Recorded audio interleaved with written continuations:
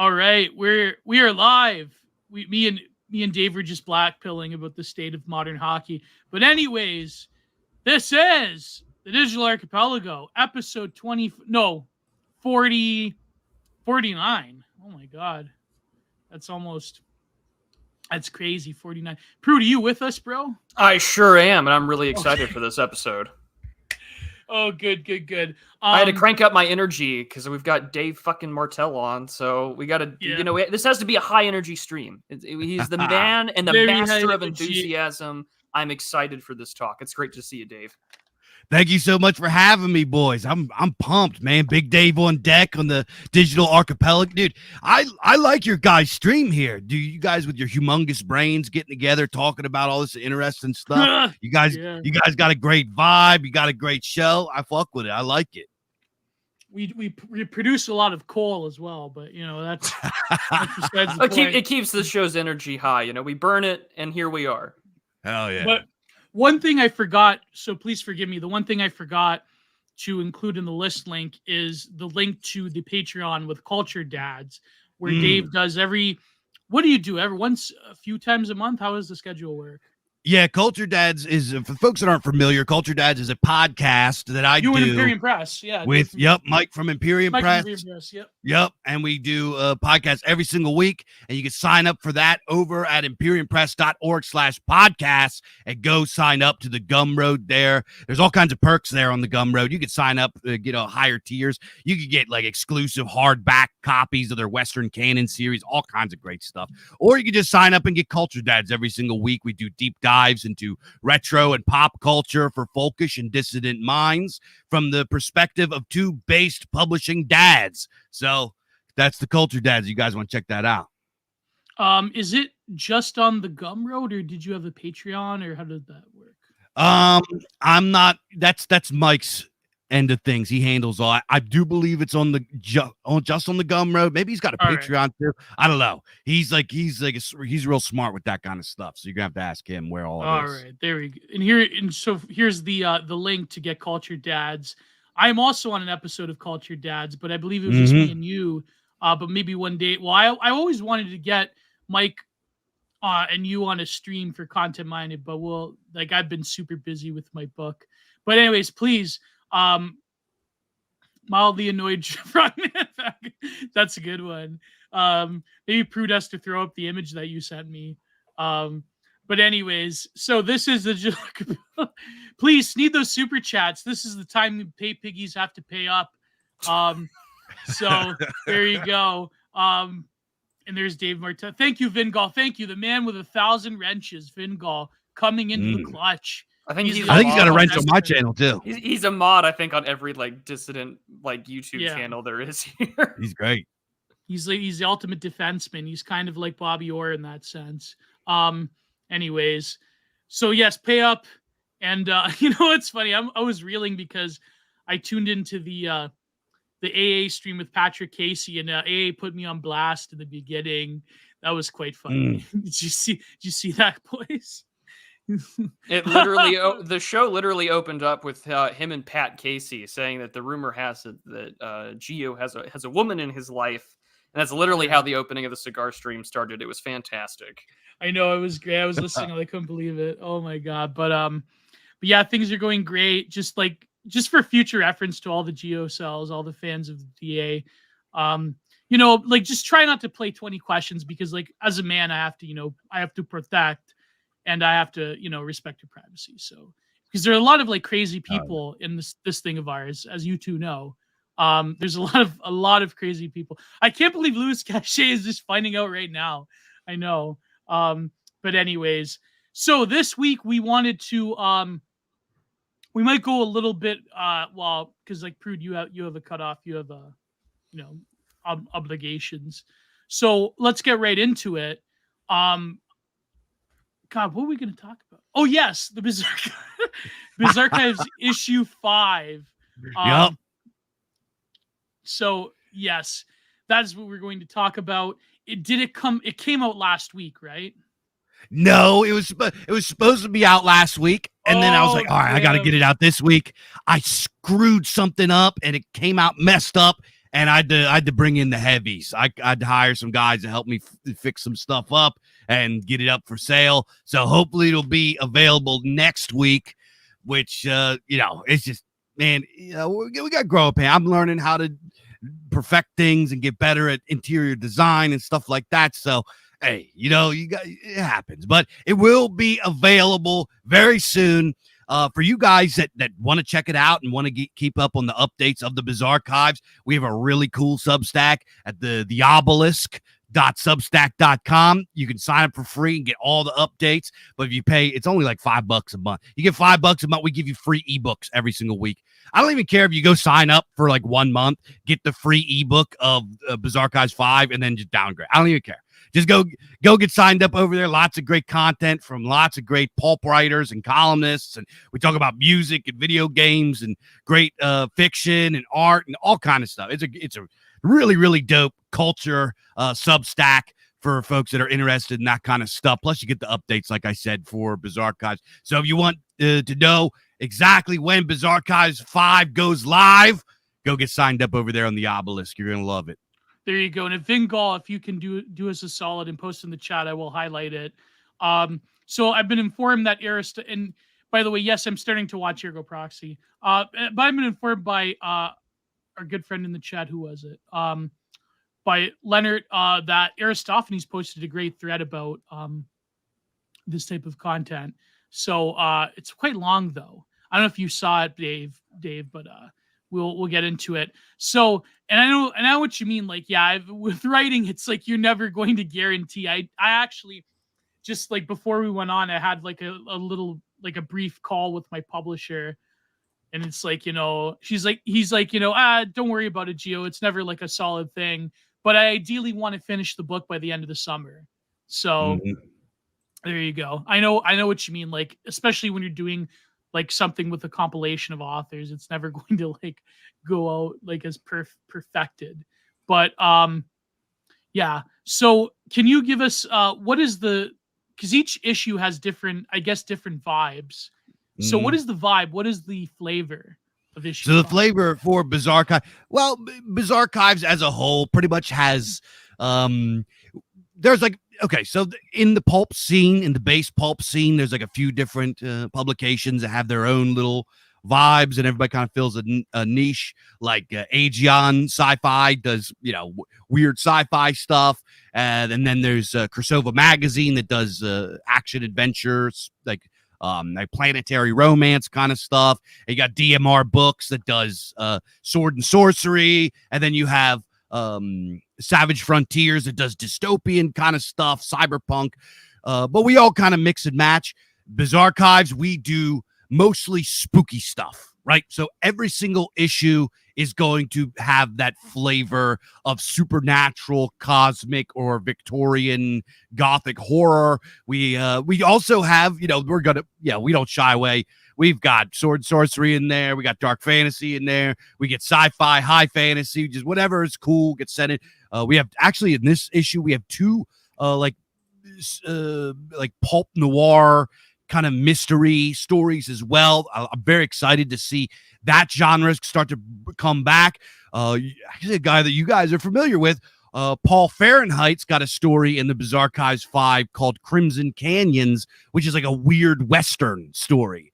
But the overall vibe of the Bizarchives always is weirdness and spookiness. We're out of all the pulps, we're probably the grittiest and goriest and grimmest of all of them. And we also have probably the most of the I don't want to say the most psychedelic stuff, but we're certainly, when it comes to dark, weird, psychedelic, high weirdness, we don't shy away from that. So that's going to be the vibe of ours. We have a story from Jim Bonner called The Inertia of the Protean Tantalus, which is a really weird out there sci-fi tale. I'm in there with a Victorian kind of sort of Lovecraftian style of horror called Human Candles. Human Candles. It is a weird. It's Cannibal Corpse. Yeah. Song, from Skin to Liquid. Yeah. I love that too. That's a instrumental. I love that tune. Yeah. But what's Human Candles about? Human Candles is about two academics. One is a young aspiring academic, and one is a kind of prestigious celebrity guy, professor, science-minded kind of guy, and set in late 1800s Philadelphia, and the young guy is enamored with this professor, the celebrity professor, and the celebrity professor brings him on to fulfill this series of experimentations that this guy has, where he tries to blend the science of the time with weird old Victorian occultism. So they pretty much try to create this experiment in order to how can I explain it without spoiling it? They capture human beings, torture them, and their pain creates vibrations that set off all this stuff and activates this occultic mirror so they can try to speak with God. And it goes completely awry and in typical fashion of this style of story, and it gets worse and worse and weirder and grosser. It's a crazy story. That's like how the Chinese, the Han Chinese have discovered that about human suffering, that it powers up the vital energies. Did you know this? That's why. Yes, that's I why did. they. That's there was this one tweet about it, about like the Chinese discovered that cruelty is actually a secret ingredient. So that's why, like, that explains a lot of their food choices. Look, those suicide nets are not for saving the workers. It's to generate more pain to keep the power going. Yeah. Oh god. It powers the plant. That was like that one thing about the Sam Hyde where he's like, you better like have a Western guy discover the AI robot first, because it, like, the Chinese will turn everybody into bear pile cages. That was a pretty funny bit. But anyways, no, that's a very common theme in a lot of pulp fiction, a lot of sci-fi, that the sort of human energies can generate something. I mean, I know, like, one of my favorite films, I actually did a whole podcast with Kino Corner on. You ever watched Martyrs? That was a good film. Yeah, Martyrs is like one of the best like Quebecois films ever made. And basically it has like that, like it goes into a lot of themes that are similar in terms of human suffering generating perspective towards like the divine. But it's very like it's very French New Line cinema, like French extreme type of stuff. So yeah, like that's great. But there was a controversy recently. Oh, well, Prude, you go first, and then I wanted to get into this comic book thing. Sure. I mean, like, yeah. I've had Dave on before. I am a big fan and subscriber to the Obelisk. They're great stories. It tickles my love for Lovecraftian, eldritch, and biopunk kind of horror. That sort of body horror and cosmic horror always is just it's a deep, almost a vice of mine. I quite like those stories, and the Obelisk and the great writers at the Bizarchives definitely do it. I'm not trying to sound too much like my classic American huckster, but I really do endorse the work that Dave and all of the writers put out, because we talk a lot about like the scene, like the art scene or the literary scene, and it's just like, really, there is a based or a friendly version of what you like out there that is being made. You just have to go find it. And I mean, like, that's why we have you on to talk about these things. They're great stories. I'm looking forward to this one because your Human Candle story kind of reminds me a little bit of like the actual story, The Reanimator, not the like 1985 Jeffrey Combs B comedy horror of the same name. But yeah, that stuff is really interesting. I really like it, so I'm looking forward to it. And yeah, I bought Paul Fahrenheit's collection of short stories. It were very much based in this like sort of Virginia that never was anything more than just like the Commonwealth, and I quite liked it. You guys did a really good review of it as well, so it'd be nice to read his story. He's a pretty good writer. So yeah, I mean, I'm just genuinely excited, and I highly recommend that you guys go subscribe to the Obelisk Substack and go check out Bizarchives. Hell yeah. Yeah, and we got some pretty interesting stuff in this issue. We have a full 6-page comic by Donald Kent. He did a rendition of a tale of my character Lucius Lex, my sword and sorcery character. There's also going to be some poetry in this one. There's a poem from Cypress Walter called The Fall of Aerith, and it's a very kind of Tolkien style fantasy, old timey fantasy kind of little poem in there, and I have one in there called The Bald Lord's Curse, and it's a real weird psychedelic. For anybody that's familiar with my poetry, it's pretty niche and out there and weird and stuff like that. But the Bizarchives 5, I'm very excited for it to drop. I think folks are really, really going to like it. It's got, if you like, you mentioned, I'm a big fan of body horror too. I actually prefer it in literature, right? There's kind of this theme that goes on, especially in certain spheres of underground literature, where they kind of dunk on horror, and they think horror is for normies and girls, and it's not really a legitimate thing, and only dudes read like muscular adventure tales. And I love muscular adventure tales. I am a absolute I'm a thorough enjoyer, respecter of the Conan series and Solomon Kane and Call the Conqueror, and I love Robert E. Howard. I love muscular adventure tales, but I think that there's this they kind of miss the mark in their analysis of horror. I think horror is probably the oldest style of storytelling outside of just pure like mythopoetic adventure tales. What are the kind of like the oldest stories that we can think of? Some of the oldest stories that we can think of are spooky folklore about monsters and what we now call cryptids or whatever. Like if you went back, I don't know, however many thousands of years before literacy was even invented, people were sitting around campfires telling spooky tales, right? So I very much think that horror is not a modern genre. Horror has been with us forever and ever, and it has become very important to us in modernity because we have been separated from what Dmitry Orlov would call the biosphere, right? We are protected by wall-to-wall carpets and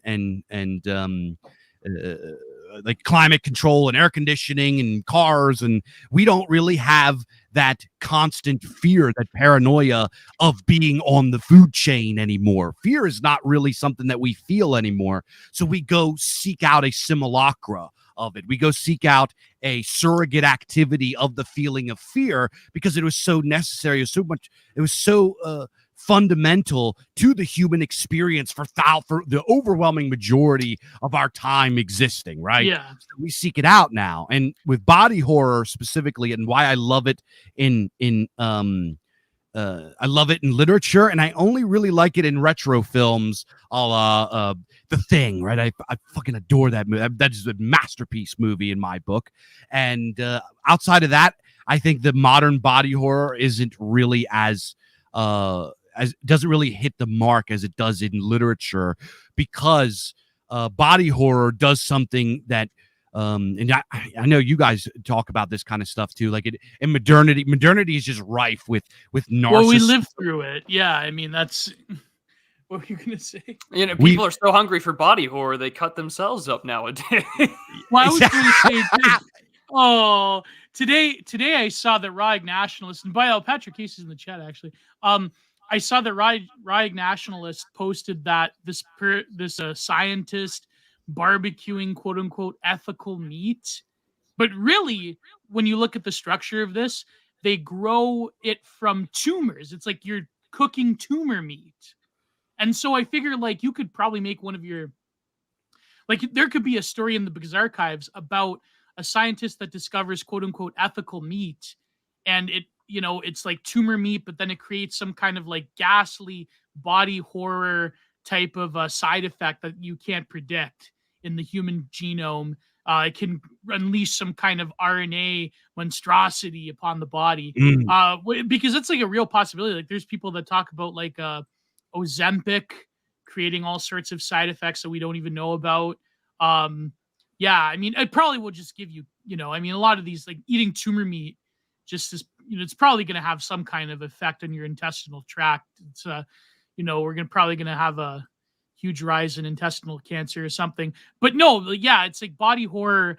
I think like it's different because in other ways, it's like ubiquitous as well within like illustration and album art. And it's like people, I guess body horror, like I noticed like the trend in horror now, it seems to be either metaphysical horror, or it's sort of like this weird freaking ourselves out by basically what we encounter in everyday life. Like, what is the scariest thing now?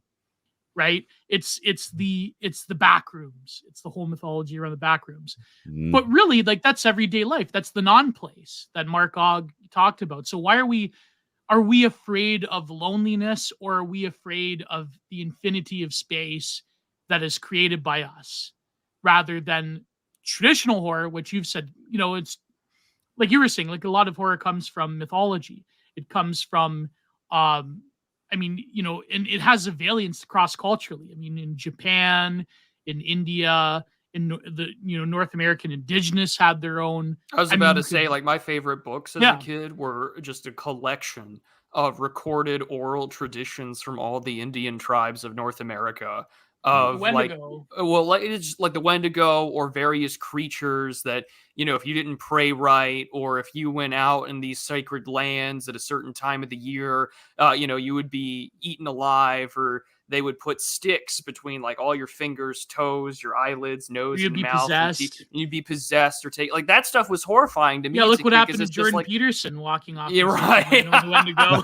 but it's also like the fundamental nature of I've talked about this before on my channel, like just the difference between the European and the American forest. Like, yes, there are horrible cryptid tales in European history, but like the American psyche is so fundamentally, like, there's sort of this like gene expression or gene song, or whatever you want to call it, that, like, the horrors of like the nature out there, and the Indians and King Philip's War and the French and Indian War, that fundamentally has shaped like the entirety of American culture with horror. That for the longest time, like, what was like America's pulp fiction that they loved reading wasn't even fiction. It was like slave narratives of fighting amongst the Indians, or being an Indian captive. And like that stuff, I think nowadays you kind of see that also with body horror, where like still one of the best video games ever made is still Dead Space. Like that horror experience of some otherworldly transformation based on like religious significance or tapping into the unknown is like incredibly powerful.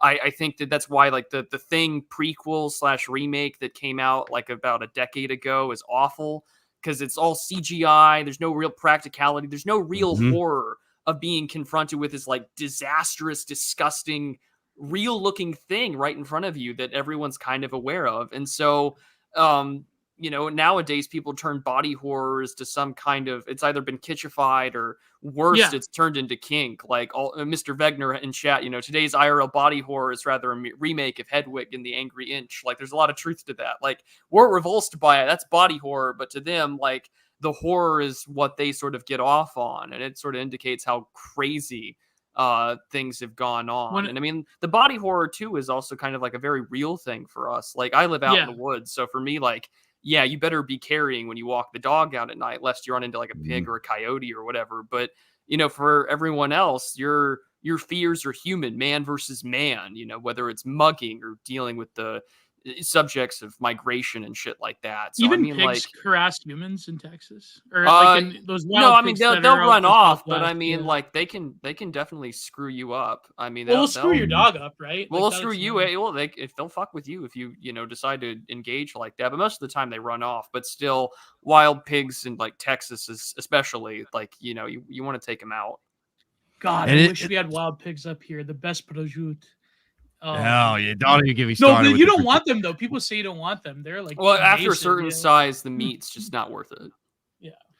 But with the body horror, I think there's also this kind of, it's really important to point out that body horror is like a real thing now, obviously, right? With the changelings. I don't know if you guys say the word. You guys know who I'm talking about. The people that are changing themselves. And that's really just this monstrous end result of liberalism and kind of this propositional ideology of that humanity. The idea of being human and the idea of liberalism is to liberate yourself from nature. They're like the end result. They don't believe that nature has any sort of bearing on their form, and they can just completely change it at will. Whereas us that are kind of on the other side, that look around reality and see the ordering forces of nature, that is terrifying to us. This idea that that mankind has the hubris to go in and monkey with that. So when we read body horror, horror does a very good thing, especially science fiction horror. Now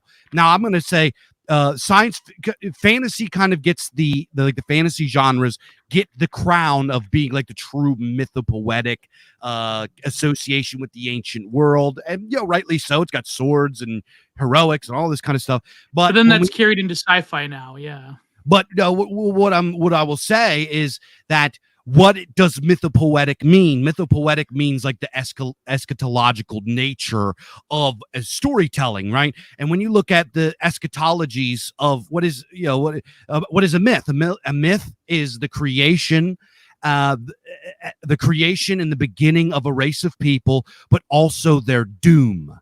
And science fiction is the best for outlining and depicting the doom of man, right? Especially things like cyberpunk and these really sci-fi horror things. When you show me something like Star Trek or Star Wars, I don't consider that to be science fiction. I consider that to be fantasy, right? That's you got magic, you got knights, you got wizards, you got spaceships that are pretty much like sea vessels. It might as well just be a retelling of Homer or something. It's not real sci-fi. Yeah, that's what I was gonna say. Like, there's a lot of even like Star Trek TNG. My one friend Krunk, he tweeted out Star Trek TN something else, but Star Trek TNG The Next Generation, they had like a lot of episodes that were essentially scrapped from world mythologies. Like there was that one where Data was the sun god and he had to like integrate with the moon god. Very Jungian episode. I forget exactly what his name was, but there's like tons of that. Even like the Borg was like the closest you could get to like pure sci-fi in the Star Trek universe, but that still has taken up. I mean, Star Trek really is sort of like the example. I mean, people say Star Wars because of the way it was written originally, the way that George Lucas, was inspired by Joseph Campbell. But I mean, I'm not a big fan of Star Wars, but Star Trek definitely did crib from a lot of like world mythology, and so you could say that. But then again, like Cyberpunk, for example, it seems like it's like left coded in some weird like LX sort of way. But then there is like this rightist contingent that is fascinated with it. And yeah, people are saying that Stargate is even better than Star Trek. I watched the original movie with I should watch Stargate SG1 or whatever, but it's got its issues, but it's basically like Faustian man is decided to kill gods and take over shit. It's great in that respect. Whoa. But like, it's kind of funny though, like you mentioned TNG, because like what's the body horror of like being integrated as like a Borg drone where there's no individuality, there's no anything. And it very much like the Borg is real, except, there's a whole cult of people that want to turn their forearms into something else and call it cyberpunk and how that's so cool. And prosthesis is the big academic term that they right. And so they want to do that in this respects. And all of a sudden, like they are the Borg, like this great homogenizing managerialism is here. And it's telling you to submit because resistance is futile. And they've basically created one big gay paperclip out of the Grey Goose scenario. Like that's where we're at, right? But that was viewed like back in the day. If you read this one essay from 2004, just type in the body in cyberspace. I was talking about this with Peter Ludlow. We talked about Humdog and everything. And, back in the 90s, like this was viewed as like Silicon Valley utopianism, that you could project a sort of bodily space and avatar within the digital, and that you could basically unite humanity or unite a version of yourself that is created. But now we're seeing like that there's a possibility of this. It seems almost like you were saying it's like kitchified, because now the trope of like Google Glass, or what's the one that Apple came out with that only boomers can afford because it's $5,000. Like Apple that is Vision like the or whatever. Yeah, Apple Vision, yeah. But the thing is though that becomes a trope, and that becomes not real, because there's something that, not to spoil the episode, but he said, really we're already there, because the smartphone has integrated our being into a digital mainframe better than any like physical wireheading could, because of its convenience, because of the fact that you can carry it with you, because in fact, having a glasses apparatus, that's almost like a technological redundancy, unless they can achieve full Neuralink, Elon Musk wireheading. Please, I do not insult our Lord and Savior Elon Musk, but I'm kidding. But you know what I mean? Like, it's almost like the smartphone has already achieved a semi-transhumanism or a post-humanism, if you will. And I think there could be potentiality for even fiction. I mean, there's already probably there about how smartphones can become conduits for some kind of eldritch horror. But of course, you can access eldritch horrors all the time in smartphones. So there you go. You're gazing into the black mirror, in a way, into the black cube. There's some kind. Listen, go to Unconscious Abyss on Twitter. Go read his threads. Shout out to Unconscious Abyss. He'll set you straight about the smartphone. But anyways, there was a little rant right there. You guys still with me? Yep. Okay, yeah. Sorry, I just trailed off there. Go ahead, Dave. What do you think about the smartphone? What do you think about wire heading? And do you think there's a potentiality there for fiction around? I guess it would be more of slice of life compared to a sci-fi horror. But well, what's really interesting about the relationship between like science fiction and technology is it's almost like a chicken or the egg kind of thing, right? A lot of the guys that are doing like this really horrible AI neural network kind of stuff admit, like guys that work for Microsoft and Google, Zuck and his cult, like these people, most of them have admitted that they were inspired by William Gibson's novel Neuromancer, right? Oh, Neuromancer is like one of, it's incredible how much science fiction has like influenced science. It's really unbelievable. I believe Jack Parsons said that he was inspired by, I don't know, Princess of Mars or something. He was like, these guys that are inventing this stuff were reading science fiction before they created the science. So it's science fiction and fiction as a whole has always either been a conduit to create the ideas, to create the thought forms, or it has been a commentary on the possibilities of the dooms that come with the technological innovation, right?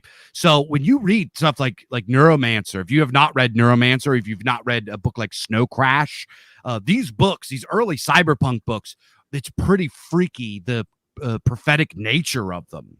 The really, really good sci-fi authors, even if it might be kind of in a very meta or abstract way, did a very good job of having, I would say, like prophetic, like predict, like the ability to predict the trajectory of the creation of technology. So this idea, I think that there's this weird connotation that fiction is just like for nerds, and it's just kind of like this make-believe land, and it's not really important for society and the trajectory of society. Dude, storytelling has always been immensely influential on people, and and today, like I mentioned, with technology, and going all the way back to why did heroes go do heroic shit? It's because they were reading Beowulf, they were reading Homer. Why are guys inventing things now? Because they read sci-fi fiction, et cetera, et cetera. And you can even go back to in the days of like H.G. Wells. Speaking of culture dads, we did a culture dads episode about H.G. Wells. H.G. Wells was part of the Fabian Society. He was a pretty interesting guy. I mean, in somewhat an evil way, but like, yeah, go ahead. Ahead, Dave. So the days of like, there was once upon a time where fiction writers were all up in the mix with political things, with technological things, and all of the above. It wasn't just make-believe stuff. And I think that it's important, that this is kind of like what I envision with the, not just the Bizarchives, but the pulp scene that is kind of emanated from publications like the Bizarchives, is I think that we need to start taking fiction seriously again. Not just fiction, art as a whole needs to be taken seriously again. Because how do people learn? People learn through demonstration. People learn through art. TV sitcoms, albums, music albums, professional wrestling, like tabletop gaming, whatever. Video games is the absolute biggest medium of art and media that is out there today. It dwarfs everything else, dwarfs film, dwarfs everything. It's time for us to take a serious look at these mediums and these art forms. I want to warn, I am very, very against using all right, we're going to use these as propaganda. We're going to use these for utility's sake. I think that if you go into creating of art or media or whatever it is, that you should do it just to create something awesome, right? Just to do it to create something weird and cool. It'll and never exciting. reflect your identity anyways. That's always going to, Exactly. So when I write, for example, when I wrote Human Candles, or when I write, I have another body horror, sci-fi, biopunk kind of story. That was actually an Aegon issue 4, I believe. It's called Parables of the Biomancer. And when I write these kinds of stories, when I write my sword and sorcery stories, a lot of times the guys that really like my writing or my poetry or whatever, they'll reach out to me and they'll say, hey, man, this was like an analog for XYZ. You were coding this in there. I saw this. And when I'm writing it, I'm just trying to write a dope story. I'm just trying to write something that the reader finds exciting and cool and weird. None of that is in there. But organically, because of thrownness, because I am thrusted into this epoch, because I have the views and the worldview, the Weltanschauung that I do, it just organically comes up in there. So exactly. When I write a story, I'm not trying to do some right-wing stuff or some traditional stuff or some pagan stuff or whatever. It's just when I write a story, naturally, I believe that kings should be regarded as noble and good. And I think that authority should be noble and good. And I think that evil should be fought against. I think that science, when taken too far, ends up with monstrous results. I think that propositional ideologies, when they get taken too far, end up with monstrous results. So that's just what comes up in my storytelling. But at the end of the day, me and the overwhelming majority, especially in the Bizarchives and beyond in the pulp scene, we are just artists trying to entertain and excite our readers. We're just trying to give you a good time. That's it. You know what I mean? Sorry for the big long rant. No, it's true. But apparently Wegener mentioned that there's a documentary that interviewed both Gibson and Nick Land. I have to look that up, but Visions of Heaven and Hell. People are mentioning it's on YouTube. Yeah. Oh, maybe we should review it. People are mentioning Existence. You know why I love Existence? Because I feel that it was more of a natural integration than, even the Matrix. Of course, I remember when I was younger, I watched Existence, and I'm a big Cronenberg fan. There was a one line where he was in the simulation, and one of the other guys, I forget his name, I think it was the character that played Jude Law, Jude Law played, that said, this corporation's like the enemies of reality. And I'm like, oh, that's where Nevermore got the album title. So it's like, boom. That was like, I was like, now I understand. But apparently, why is fiction though? It seems that there's a lot of very particularly with sci-fi, they've been I don't want to go down the whole it's invaded by the woke, because you could say that there was always futuristic elements, and especially with Star Trek, there was always progressive, almost glorious luxury space communism. Yeah. But nowadays it seems like they're consciously invading with you have to have by POC representation, which isn't bad. I mean, there's certain elements of Afrofuturism I think can produce great artwork and fiction, but it seems that nowadays there's this very thinly veiled political agenda. And there was recently this controversy with a particular comic. What happened recently? There was this, it's called Based Fest or Based Con or something. Based Con. Yeah. What happened with that? You two educate me. What happened here? Based Con is like a sci-fi fiction convention that is headed up by this guy. I can't remember his name. Robert. I can't remember his last name, but he's a pretty cool dude. But it's just pretty much everybody that got kicked out of the mainstream scene, and guys that are kind of on the outside, the underground dudes, get together and have a convention. And what happened was, I can't remember his name. I think he's one of the original developers of Doom, the computer game John Doom. Carmack. Yes, Carmack. And he's gonna pull up, he's gonna show up, and the leftoids had a freaking meltdown about it because anything why that they had a exists outside. meltdown? What's You that? know, you know why I think they had a meltdown too? Why is Because that? there was this video essay that was pretty good, but I think the ending of it was stupid. Or rather, like, I mean, I get it, but it was like too fan-fisted.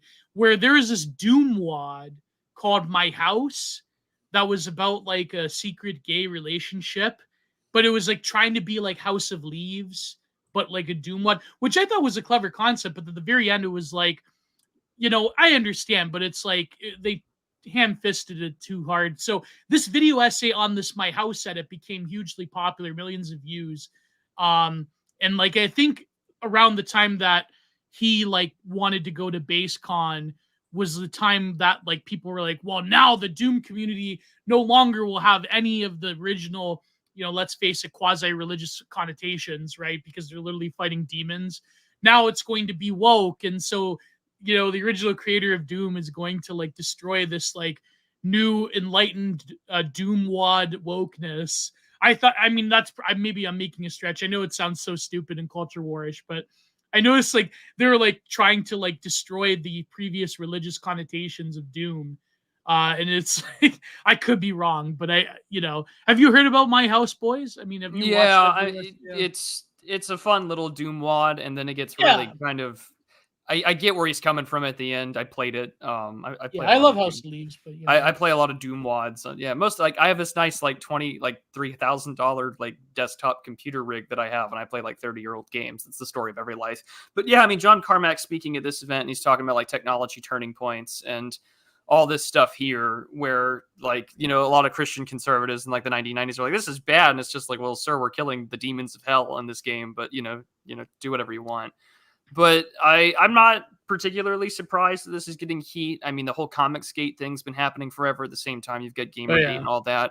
I mean, it's important, again, why we have like Dave on, or we have other writers like Dan Baltic and the rest of them on, because like if there's going to be an avenue where people are just creating things that do not have an explicit message, you don't need to be like inserting right-wing undertones or subtext in that. Like if the story is good, it's going to naturally reflect the author's politics and their intentions.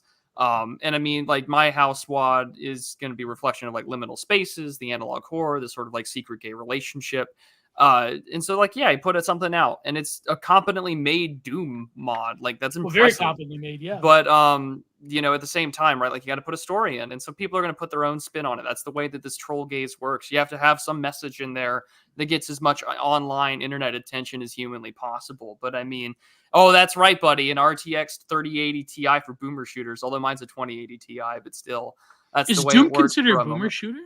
Yeah, the whole like genre of boomer shooters, or like the 1990s, like 2.5D style of shooters. So like your Duke Nukem 3Ds, your Doom 1 and 2s. There's a great one called Ion Fury, I think, that was made, and it has like John St. John doing some of the voice work in there as well. Like that one's pretty good. Like there's some crazy shit you can get away with on the build engine nowadays.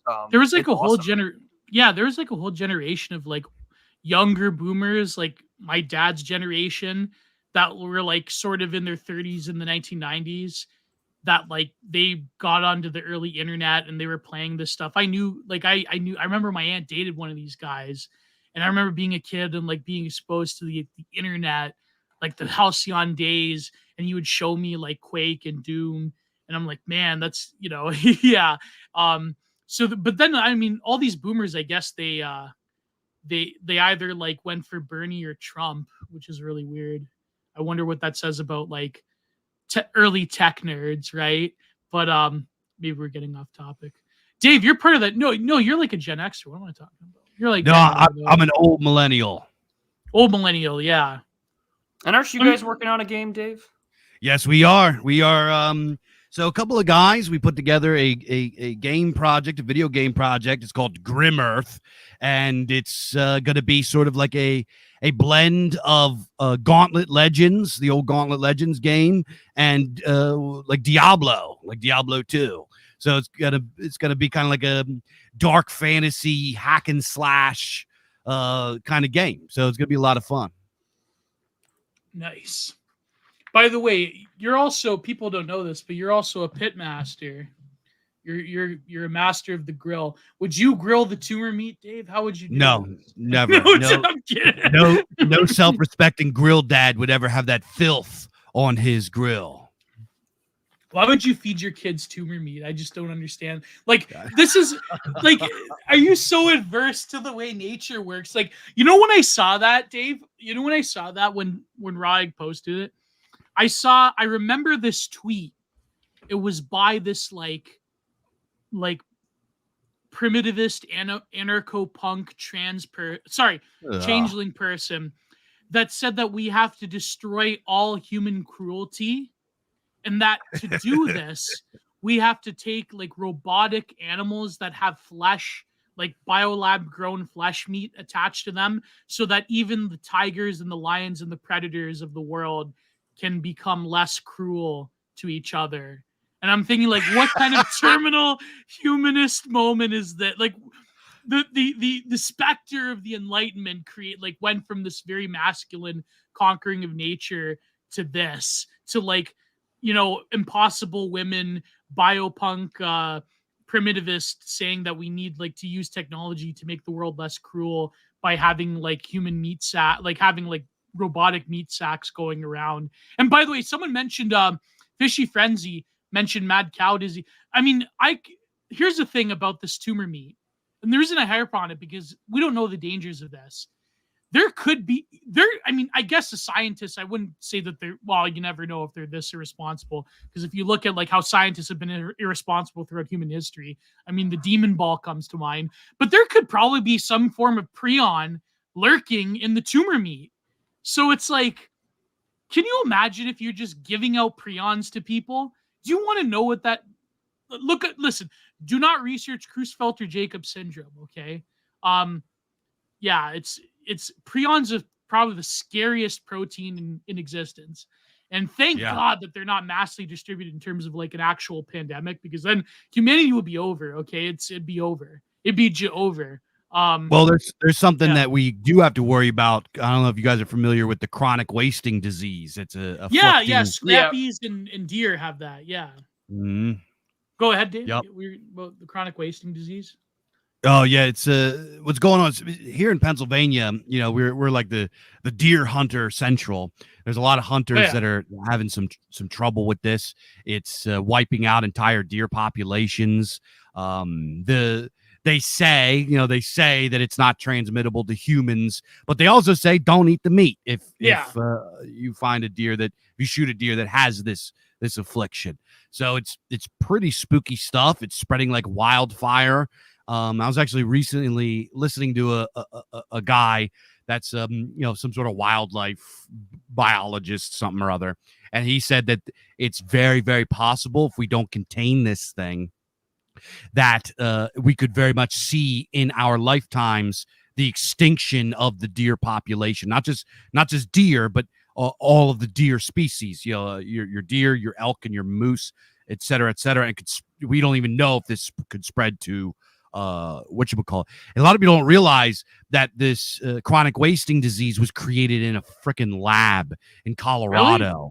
Yeah, it was created in a lab in Colorado. A lot of these Lyme disease was created in a lab on Lyme Island off the coast of New York. It's a lot of these diseases that we have are man-made. These are just the monstrosities of science gone wild, right? So chronic wasting disease is pretty spooky stuff.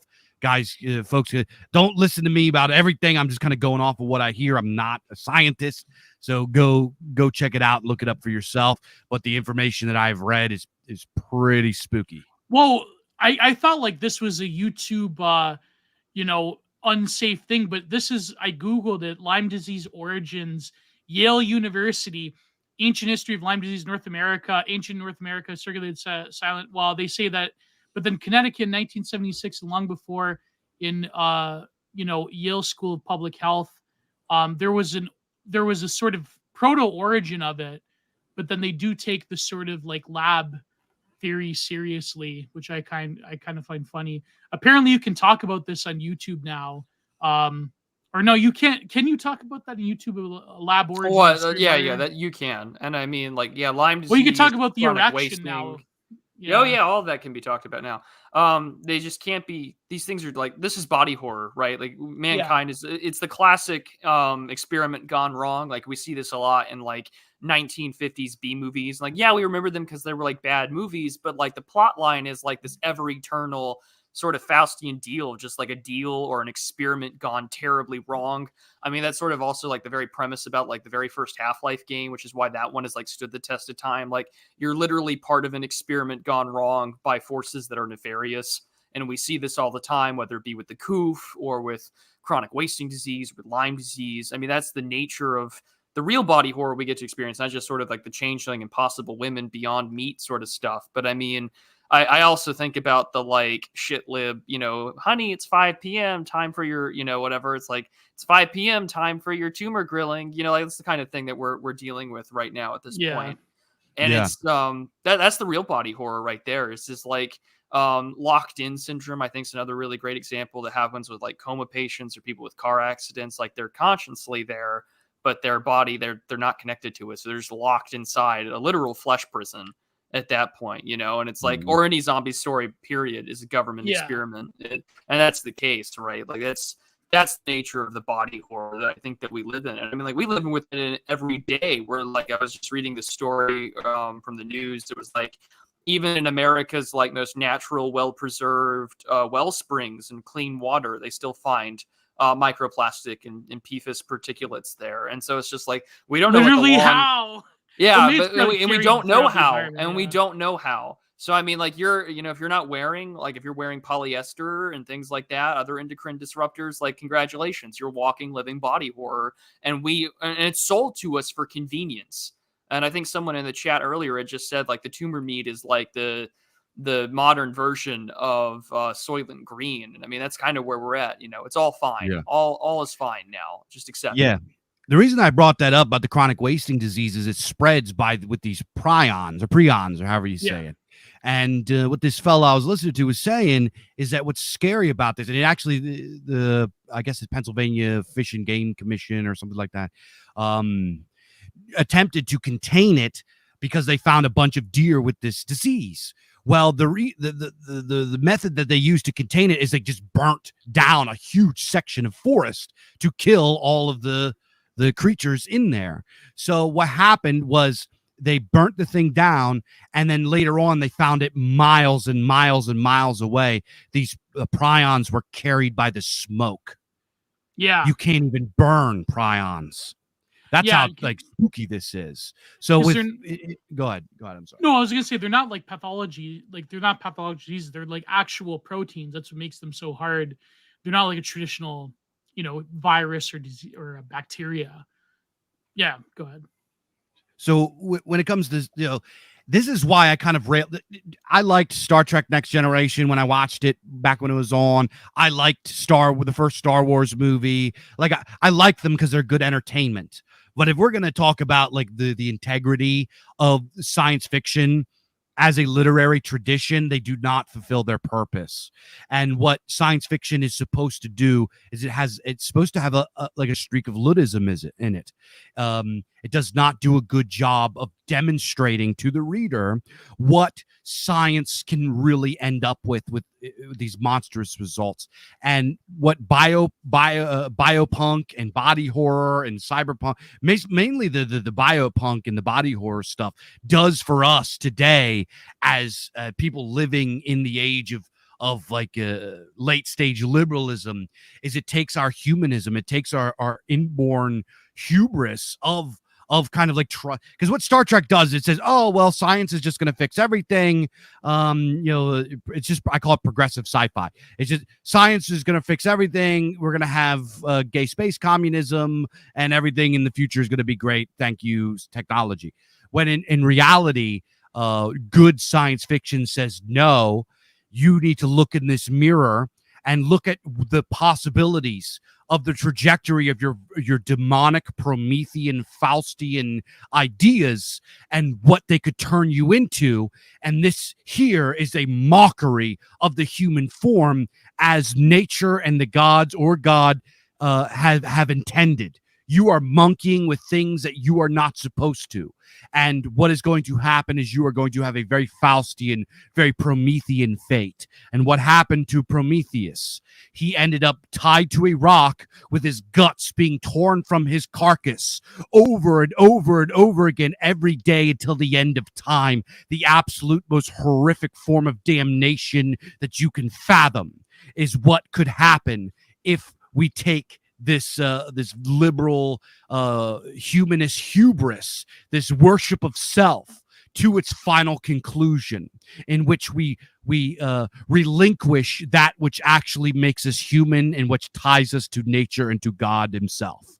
So that is, in my view, why science fiction is so important to look at as a serious art form and literary tradition, and why in and of itself it is mythopoetic just as much as something like fantasy is, as Lord of the Rings or Conan or what have you, because it doesn't deal with our origins and our ancient stories and our heroic ages.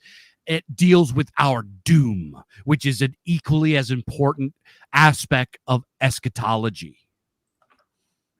Yeah, I mean, like before we even did even before the Digital Archipelago was a thing, I think the episode I was on with Gio for Content Minded, I mean, like the first thing that always comes to my mind with this shit's Paul Virilio's concept of the genetic Hiroshima or the cellular Hiroshima. Like, boy, oh boy, how's all that like tumor meat and medical mystery stuff that you've put into your body working out for you? You know, like, yeah, I mean, there's this reason why Frankenstein, right? Like, what is it? It's the modern Prometheus.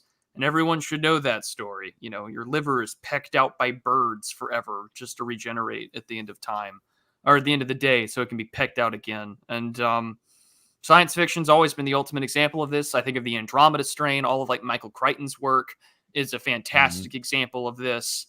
Vingel, the tumor meat references is that someone, like a lot of the impossible meat or good meat, is using frozen cancer cells as sort of a baseline to grow their quote unquote ethically sourced meat. So you're literally eating cancer is what you'll be doing. And people think that this is the ethical alternative to what God ordained you to do, which is to eat animals and be stewards of the earth. But no, you have this high-minded anthropocentric form of the self where, no, because I'm this highly enlightened being in my nice little skeleton shell, I've got to make sure animals don't be harmed, despite that's the way of life. I want to like strap every shitlib down to a chair so they watch Watership Down and recognize that animals are violent things, and that's the case. But again, it's just this endless... Go ahead. No, you go. I was just gonna say, it's this endless recurrence where people think that they're like, oh, we have to abandon all cruelty. We can just test it on ourselves. Like, this is why Peter Singer is unironically one of the worst philosophers that mankind has ever created. Oh boy, don't mention Peter Singer. I never heard of him. Oh boy. Yeah, you don't want to hear. We can red pill you on him real quick. But well, like apparently another theory about the wasting disease with deers is that their overpopulation explosion because of hunting restrictions has led to even passive forms of cannibalism among them, which, as you know, increases the state of the spreading of prions. And you know, same with like that's how Mad Cow happened, because they were cutting corners by basically feeding excess cow parts into the cow feed, which, as you know, especially the brains and the spinal column, any sort of organ meat, especially around the brains, has can carry those prions. That's how Kuru comes about. And of course, as we know, a lot of fiction and horror has come about from voodoo rituals and cannibalism and so forth. And so yeah, that's like there's cases where that's what happened, Fishy. That's what happened in England, is that they're essentially feeding cow parts that were ground up into cattle feed to the cattle. And it's so genius idea, right? That Scrappy is like that with sheep brains. So there you go. Even like the cannibalism thing, I remember like there was this big thing back when I was on that other podcast. What's the other thing? Kuru, right? Yeah, Kuru. They were like talking about they had this like guy that was a part of the transhumanist party. that Gennady, if you remember Gennady Stolarov from the Follow the Rules days, he kicked him out. This guy, I think his name was Ben Zion, because he wanted to clone human meat, and eat it from himself. He wanted to like clone organically meat, like you know how they do for skin grafts, and eat it. So this is like a Cronenberg film. Ugh. The son of Cronenberg did this movie that was actually filmed relatively close to me in Hamilton, where it was called Antiviral. Have you heard of this film? No. Yeah, Antiviral is about like where people like in the future worship celebrities to where they could get the same diseases as celebrities, and they could eat celebrity genome meat that they cultivate from their genome sequence. So you could eat a piece of Taylor Swift, or you could eat a piece of yeah. What celebrity would you guys want to eat? What e-girl would you? No, never mind. I don't know if I eat any e-girls. Would you want to eat a chunk of Dasha or Anna that was cultivated in the lab? I don't know who those people are. Can't you just put them on a grill and be over with this? We're talking about the Red Scare girls, Dave. I don't Mike really Oxlong would eat girls. I don't really know. Like a lot of these, sometimes like girls get mad. I gotta like Google them and try to figure out who they. Dude, I'm so. I am spirit totally cooking, Gio. No spirit cooking. Can you imagine if there was e-girls in the spirit cooking ritual by Abramovic? What e-girl would be a good candidate? Would it be like Bronze? Gio, you're the only man here who knows these people. We Never don't. Mind. All right, let's move on. You're just telling on yourself here. Oh boy. I don't know. I mean, now like all the e-girl stuff is sort of poured out of me since acquiring GF. So I don't know. I guess.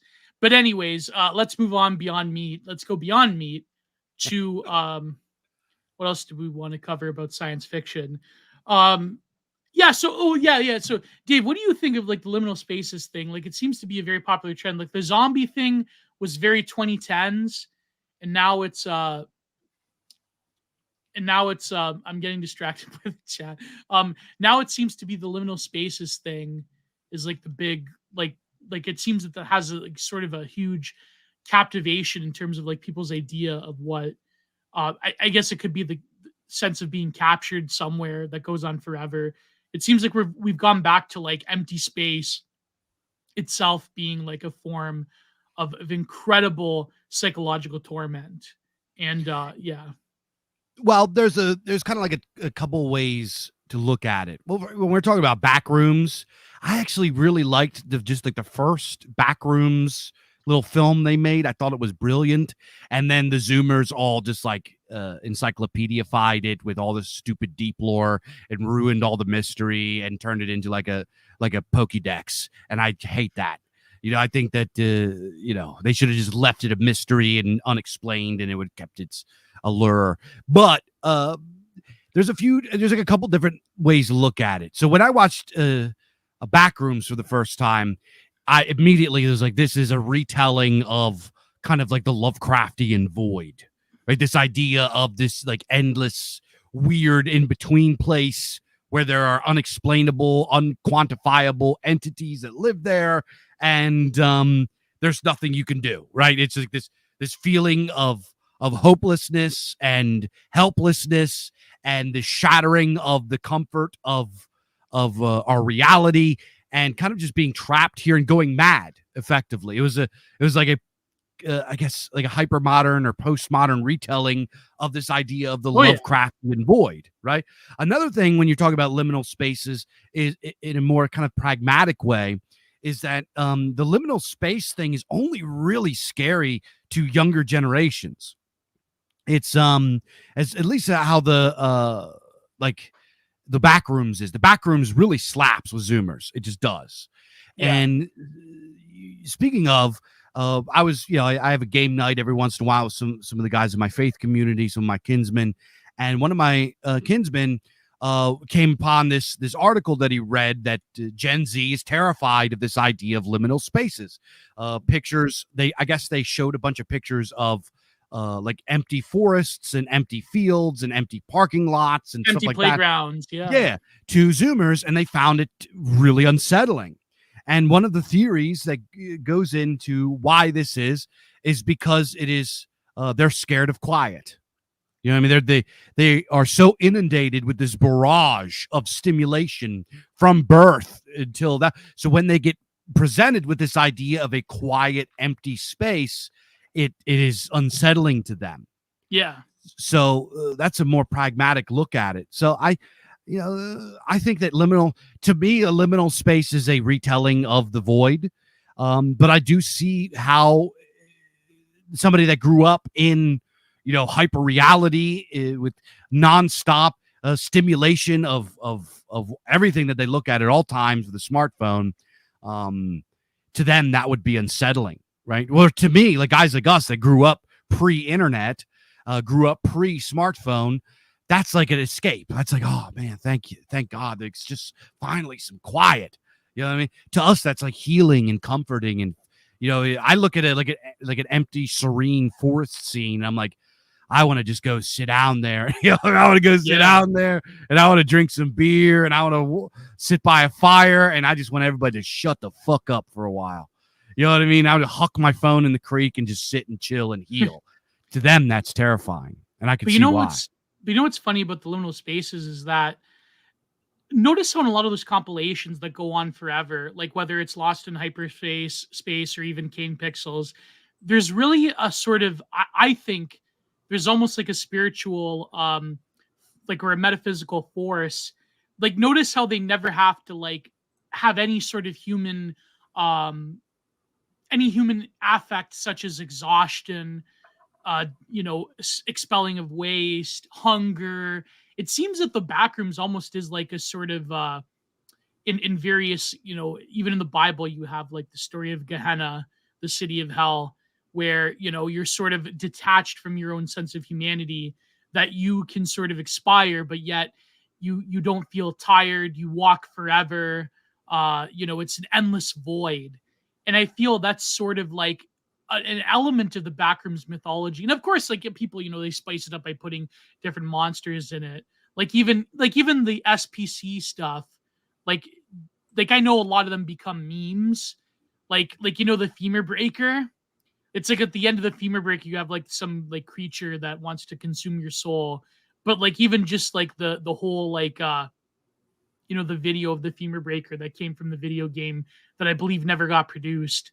Like that alone becomes like this meme, right? But when it comes to like the backrooms, that it is very curious how you sort of keep walking on forever, and there's so much content out there of it, and it really does, like Fishy Frenzy said in the chat, like it's sort of like a totalizing sameness, and it's like now we've gone full circle. We've emptied out all of the civilization's econotypes, to quote John David Ebert. And now we're sort of, back in the space of nothingness. And because, like a lot of the sci-fi and fantasy stuff, it's everywhere now. It's like, it's kitsch. It's like, even Marvel movies or like they have all these shows. Like, I mean, my mother used to watch some of these like Marvel DC shows where it's like Spider-Man, but a Spider-Woman. Now it's like we have different universes of Spider people. It's got bisexual lighting. By the way, that was really crazy how Zero HP Lovecraft just like triggered all those people. That was, you remember that? Did you guys see that about the that was funny. Yeah, I actually did see that. Yeah. This is something that it goes into that, what's the meme? It's not happening, but it's a good thing or whatever. They're notorious for that. They're such liars. You know what I mean? You just can't believe anything comes out of their mouths. That you could have them behind closed doors and I think they even lie to themselves about it. They're just completely delusional in this call, right? But here's the thing. You mentioned about this earlier. Kind of the fiction and comic spaces, the industry have been completely, utterly subverted. I call it fempub.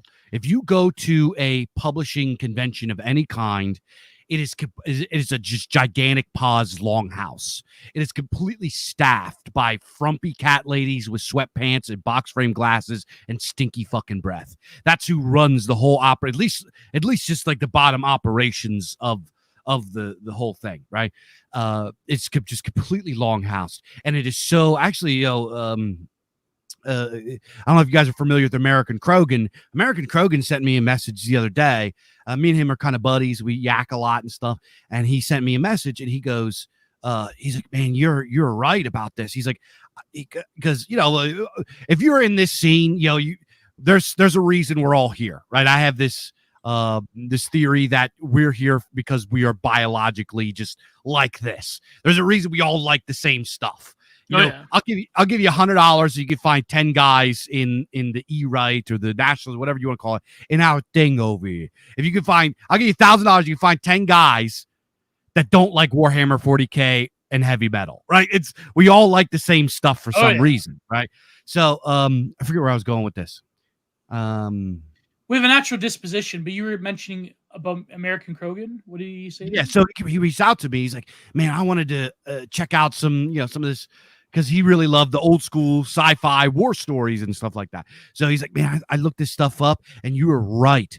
It's just like every page has this pause crap in it. It is so utterly subverted. It's disgusting. You can't, if you go into a big box bookstore, you can't pick up anybody from the big publishers, 4 Books or Penguin Random House or whoever, from any sort of sci-fi, fantasy, or horror author post 1985 that isn't just inundated with garbage. It's so we have to take it back. And he's like, man, you weren't joking. This is completely just paused. He's like, I can't even find I can't find an audiobook anywhere that doesn't force me with a girl boss or some sort of homosexual love triangle, or like orcs mating with lizard men, mating with freaking whatever. It's all in this gross, furry, feminist horse shit. It's just gay. It's all gay and paused. And it's just like, we got to take that back, because who are the guys that invented this shit? The guys that invented this shit were guys like us, for real. And there's a reason that we like it, is because, you go back 50, 60, even like 100 years ago, guys like us were creating this.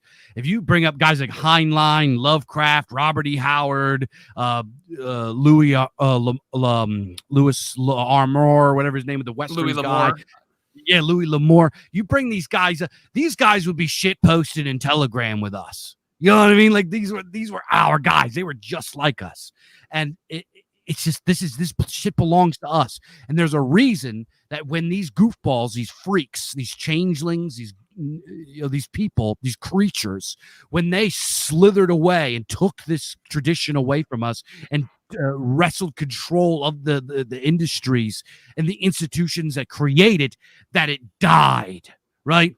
There's a reason that little boys don't read sword and sorcery or westerns or read these like awesome stories anymore, creepy comics and horror. You're watching Twitch streamers. Yeah, there's a reason because it sucks. They suck at making it. You know what I mean? So it's like we have like a spiritual obligation to take it back by force, right? Because these are truly beautiful modern literary traditions. And I know there's a lot of guys that are like returners and statue mourners that think that we, just because we are modern, we can't do anything as good as our ancestors. And yeah, maybe it's what we create today isn't as grandiose as like Homer, as Beowulf, as Shakespeare, as Wagner or Mozart, or maybe we're not as grand as them. But let me tell you what, old school professional wrestling, 80s horror films, Conan, heavy metal, like the stuff that we like, it might not be as grandiose, but it is still they are still meaningful art traditions to us today. And they're all things that they want to subvert. Like that's the key. Like for example, going after James Bond, they had to do that. They had to make James Bond a black woman now.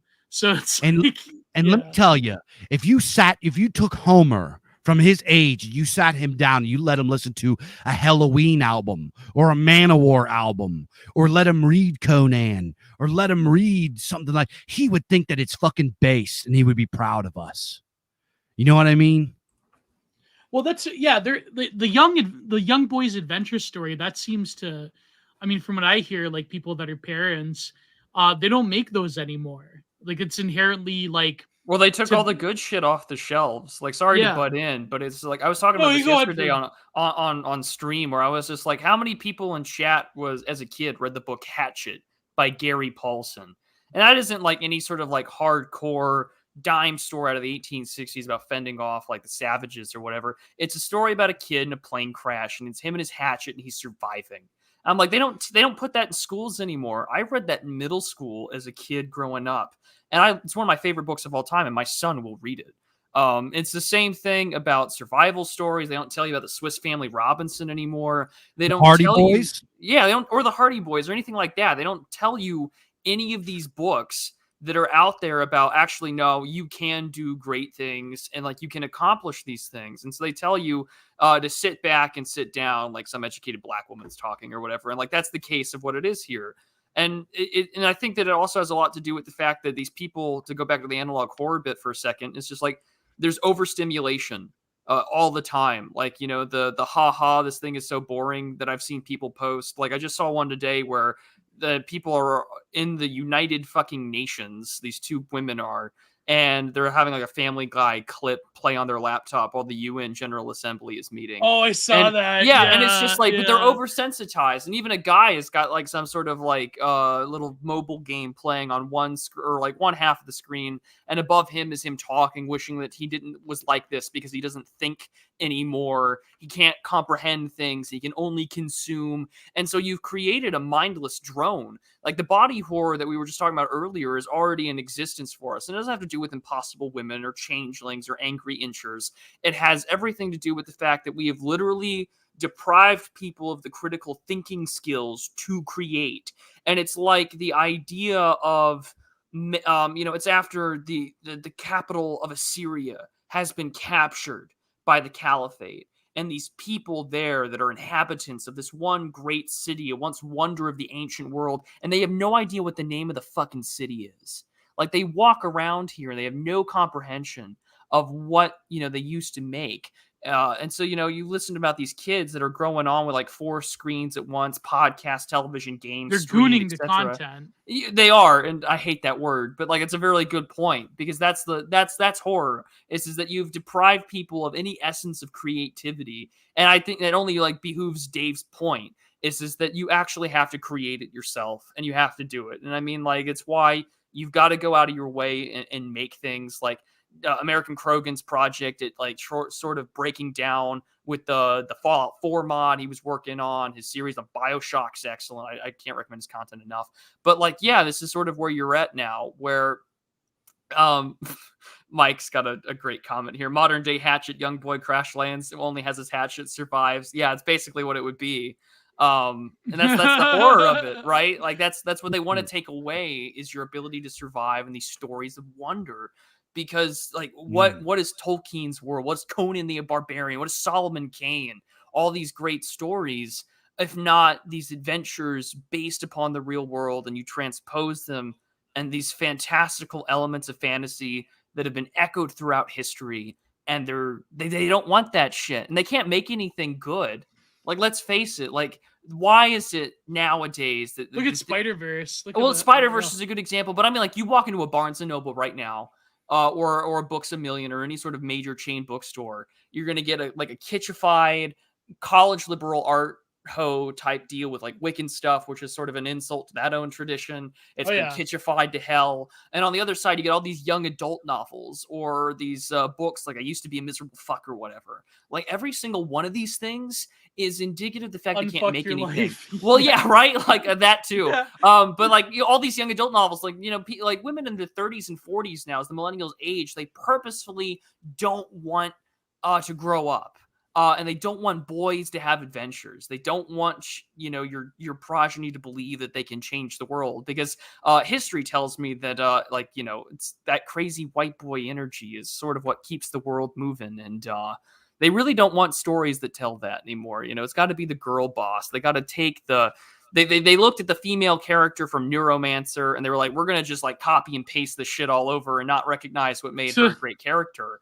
They're just going to, girl boss their way through anything. It's why like every young adult, female protagonist is just a wannabe Sheryl Sandberg lean in sort of character, or a Susan Wojcicki. It's nothing predominantly interesting or character. They make men, but they put them in a woman's body because they can't ever imagine the idea of a white guy doing anything. And that's where we're at. When I was a kid, I read Lost in the Barrens by Farley Mowat. That was like sort of, and that, it was inclusive. Like it had indigenous people, but that was like a boy being lost in the Canadian wilderness, confronting nature. That, like you don't see that nowadays. I mean, I know it's like the Paul Scholes meme, like you don't see that very much nowadays, but it's true, and it's for a reason. And like you were saying, like by the way, I got distracted. Prude, you said you have a son? No, I said my son would be reading these books if I had one. Oh, sorry. I thought you were no. Maybe you have a son. That'd be a fun. No. That'd be a day I'm not sure I'm ready to handle. But no, I'm not. Get a knock on the door. I get a knock on the door. A strange. It'd be fun. That was like Honky Tonk Man in one of his shoot interviews. He said, when I married my wife, I said that if one day I got a knock on the door and someone says, I'm here to meet my father, it's probably true, because I was on the road for so long. Oh, great. Those are great shoot interviews where he was like half drunk and he was like talking about Bret Hart and how like Shawn Michaels was Vince McMahon's rent boy, allegedly. That was funny. I don't know. Sometimes shoot interviews are better than actual wrestling, because if you look at actual wrestling nowadays, apart from, a few products here and there, it's not doing so good, boys. It's not doing so good. But let's move on. Did you want to cover is there any current happenings to cover, Prude, or should we talk more about fiction? Well, I mean, like I'm happy to just keep ranting on about fiction for the end of time. All right. Is there any important happenings going on besides we might go into nuclear exchange, but nothing happening, nothing. I'm going to be on Team Not Happening Gang until the bombs drop, and then I guess that'll be my big joke here. But actually, I will support this, and if our good mods in the chat could link the tweet, it would be our good friend Aristophanes Revenge talking about the Dragon Awards, about how so much of the media and literary awards that convey prestige has been more or less taken away by woke nerds, FemPub basically taking care of the nomination and voting. And he's gone into this long thread, but he's telling you how you can vote and how to do these nominations based upon actual good work. And you could nominate your friends if you wanted to as well. Grape the nominations. Grape them. You can fortify the election for these awards away from the wokies. So I think, for instance, this would be a good time to consider putting in nominations for your favorite writers and things like that, and go out of your way to support based writing and good writing, things like that. So yeah, the Dragon Awards nominations are open, and Aristophanes Revenge is collectively using his like 100K follower Twitter account to take advantage of the fact that we can nominate and put stuff in. So, go vote, kids. Shout out Aristo. I love that guy. He's great. Yeah, he's I had him on my dude. podcast a while back. Yeah, he did a review of our novella Spire and helped launch it into the bestseller status in the UK. Nice. Yeah, so shout out. That's my boy right there. That's my boy. Wait, you hit bestseller status in the UK? Yeah, we've hit. Man. Yeah, we did. We've had, I think, 3 books get into. So bestseller on Amazon, right? The way bestseller works, you have like your overall bestsellers, and then you have bestsellers in certain countries and certain genres, which is still pretty big deal. Spire, I think, got the highest out of all of our books. Bizarchives 2, or was it 2 or 3? got in the top 40, I think, for dark fantasy.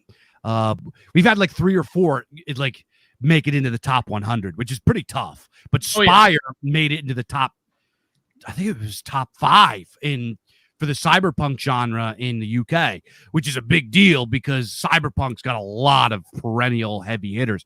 Neuromancers in that. There's a lot. There's a lot. Cyberpunk is a very popular genre, and it's a really competitive genre. So for us to make it into the even into the top 50 is a big deal. So the Bizarchives has been blessed to get into the bestseller status on Amazon a few different times. Nice. That's great, man. Yeah.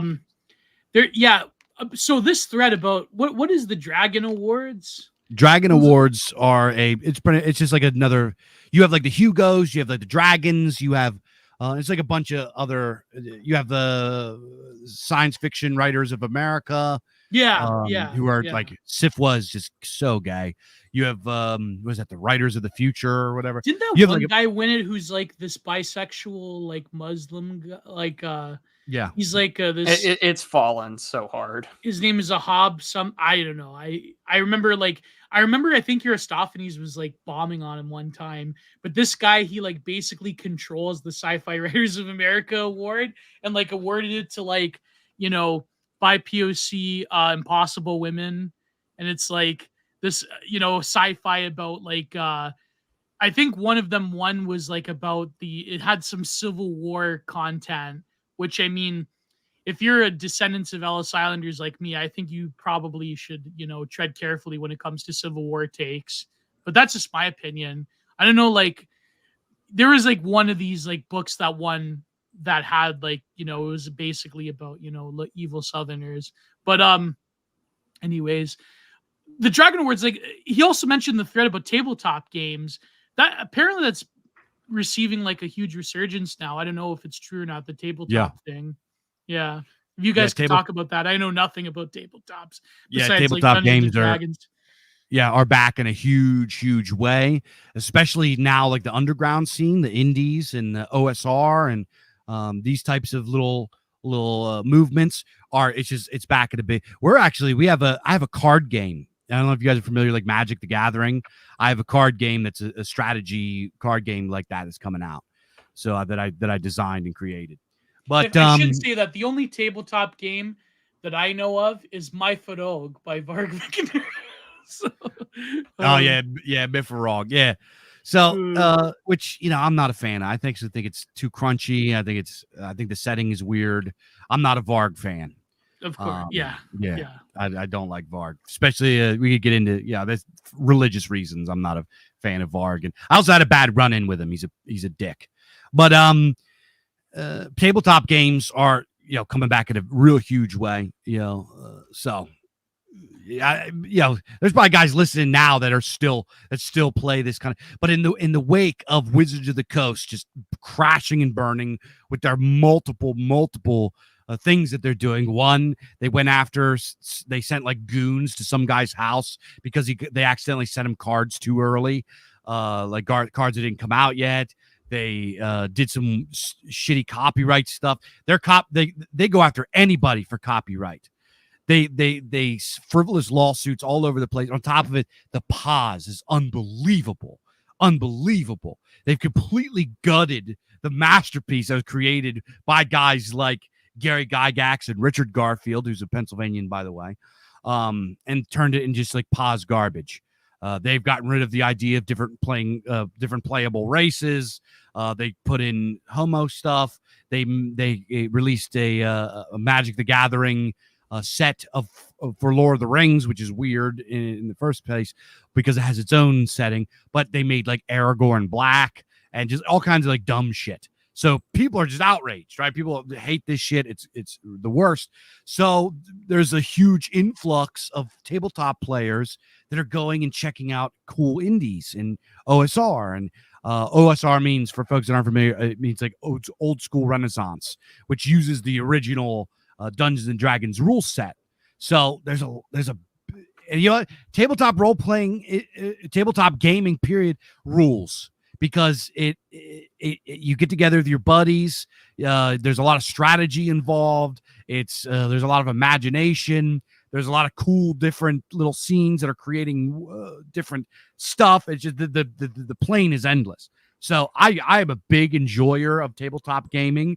I think it's a lot of fun, and I think that it's a perfect avenue for us to go into, and we've already gone into it. There's that one guy, I can't remember his name. He one time worked for Milo Yiannopoulos, but he has his own tabletop gaming called Axe, which is called the Adventure Conquering King system. And I haven't played it yet, but I heard it's really cool. There's just like a lot of cool stuff out there. But why have they attacked tabletop gaming? Like, is it, I guess maybe because the fantasy element, and it's like, I guess they're gathered around in their filthy anarchy squats and they're playing woke tabletop games. But it's like, I feel like, yeah, there is sort of like a fine line where like a lot of fantasy can be easily appropriated for whichever like political purposes you can serve. But it's like oh, the accent. Oh yeah, my I mean, that's God. what it's called, Adventure Conquer King system. Alexander Macaris and Travis Allison or something like that. Yep. It's a great system. I mean, I used to play a lot of like Pathfinder, like 3.5 edition after D&D 5e came out, and you're like, well, what the fuck is this? Like, all the rules here are just not what this game used to be. They're trying to make it more inclusive and dumb it down. I mean, that was really a big problem with the industry, was that it was just basically this ongoing push for lowest common denominator stuff. And so like it pushed people into more it really did push people into more sort of like the right-leaning themes of, say, like Warhammer 40K, a lot of Mech Warrior stuff as well. I really like Mech Warrior. And so like all these like systems that people just started going towards, they were playing more and more coded stuff to sort of get people out of that. It's like Magic the Gathering, unfortunately, has been the case. I mean, even with like Star Wars tabletop or Star Wars RPGs, like they got hit the hardest, because like I was in a gaming group where some like veteran had like trooned out and everyone was just like, well, what the fuck do we do now? Like, we got to go make our own group or whatever. And so like it happens, and like, guys are making their own stuff. People are going out of their way to create things. They're bringing old stuff back. I mean, there's been like this renewed popularity. I think that has a lot to do with like army guys with Flames of War. That game's great. It used to be like Team Yankee if you wanted to do like Cold War, World War III stuff. But people are creating their own games. People are bringing back the older stuff and are finding communities. I mean, D&D Online, all the tabletop stuff, they've also been pushing back against the new sort of Wizards of the Coast user agreement, which they actually got them to push back on. And so things are moving in the right direction, I think, with tabletop, at least as a pushback. There's still a lot of crap that's going on, but that lowest common denominator push, I mean, especially like the Marvel stuff, everything from like HeroClix to Star Wars has been hit the hardest, but you can still find some really great games out there, and people are creating some amazing, unique campaigns. It's really worth your time. It's one of my favorite things to do with my IRL friend group. Hell yeah. Then, I love it. Oh, I was going to say that, like when it comes to making tabletop games, from what I know, like having watched a few, videos and read things, like it takes like quite a bit of like incredible like neurodivergency points to actually concoct a succinct and a logical series of rules that don't have any redundancies. Like, for example, I think the guys that created Dungeons and Dragons, they played it for hours and hours and hours just to work out the kinks of the actual rule system. Like, it takes like quite a bit of work to actually create something that's balances enjoyment, but also like a weird form of like addiction to the actual like the authenticity of playing in that game itself. And I think like probably video games and the systems of rules that govern them probably are a logical extension from tabletop games. If I'm, a lot of you have no video stuff, games without Gary Gygax. Gary Gygax and Dan Arneson invented the mechanics that are in all video games now. It started in they invented it in the 70s, and then that the first video games were actually made by guys that were like programmer guys that were like what were those gigantic computers called that were like the gigantic wall things? I can't remember what they're called. Oh yeah, I know what you're referring to. They have a specific name. Yeah. And then But from like, there, the video actual games rules came of the video about. games, yeah. Yeah, they like guys, some of the first video games like Wizardry and what's it, Ultima, Might and Magic, like the first video game. You had MUDs, which are multi-user dungeons. These were literally just guys trying to make a virtual version of old school D&D. And then obviously that got picked up by the Japanese. It got picked up over here, XYZ. And now like the mechanics that were invented by these guys are, and you can't even play Madden or like a racing game or like Call of Duty without these mechanics in it. It's incredible, the influence that they had, the genius that they had. Gary Gygax was pretty much as like a genius, like accountant. He was an accountant that loved fantasy, that loved Robert E. Howard books. Richard Garfield, that invented Magic the Gathering, was the same. I think he was also an accountant. Like these are things that were created by genius, engineer minded kind of people. You know what I mean? And as a guy, I've created a tabletop role playing system, and I've created a card game, a strategy card game. It is a huge amount of work to try to create something like this. And I have, being alive now, have the last 30, 40 years of games to like build off of. Those guys just created it out of nothing. Genius.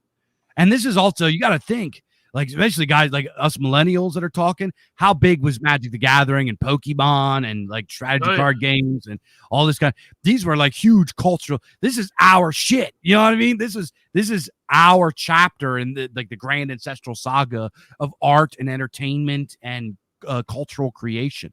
So I think it's a crime for us to not just like charge into those spheres and take it back. You know what I mean? Not everybody needs to be a political commentator or commentate on geopolitical things or whatever. I'm not. That's not what I do.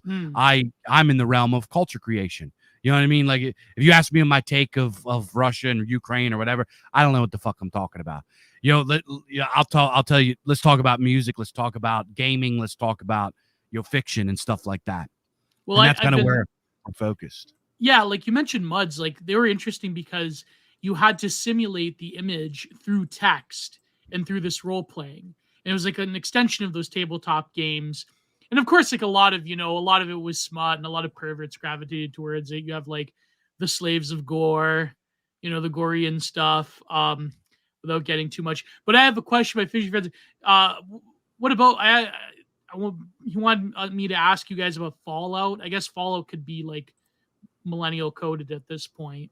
I think I played a little bit of Fallout, but what are you guys' opinion on it? Apparently the new one. Does he mean like the 3D ones, or does he mean like back when it was still a CRPG isometric, probably back because like those with Tim Kaine and the rest of them are fantastic writing. And I mean, like you have to understand, like the adventure game stuff too. Like all of this is based off D&D. Like, the Adventures of Monkey Island get their start when LucasArts Adventure Games are doing point and click graphic stuff, where it's really based off of these little text stories. You get a scripting language like called Scum, where you're doing things like Maniac Mansion or Indiana Jones and the Last Crusade and The Secret of Monkey Island. These text-based responses to things that are really good. So all of them, he says, how it progressed. Well, I mean, Fallout, 3 is sort of, I have mixed feelings on it. I don't think it's as well written as it wants to be. I think they did the smart thing by taking the IP far away from the desert as humanly possible in order to not mess with the continuity between the first two games. But I don't think they're bad at all. I think that the narrative of a post-apocalypse nuclear war is always an interesting thing. It captures sort of that retro eschatological horror that so many people who grew up in the Cold War had. And I quite like them. But I wanted to bring up something to Dave. And I don't know if you knew this, but like, do you know that Gary Gygax is a lot of his stuff that he was really interested in was based off H.G. Wells's like wargaming book that he wrote like a century ago? Yeah. I thought that was so fucking cool when I found out that like one of the greatest minds of like science fiction and sort of like Victorian era fantasy wrote wargaming for model soldiers and toy soldiers. Yep. I think that's amazing. Yup. We've been playing, dude. Wargaming is something that, tabletop gaming as a whole, and for folks that tune into Culture Dads, we did an episode on tabletop games, I believe, and I did the whole thing, dude. It's not something that we just came. It's not just like a nerd thing for today. They were doing it in the Victorian era. You could say that chess is a war game. You could say that Taffel, which the Norsemen played in the Iron and Bronze Age, that was a tabletop game. You could say that Tabula, that the ancient Romans played. We have this knack. We as like European and European diaspora peoples have this like love of like mythopoetic strategy games. We are just built for strategy.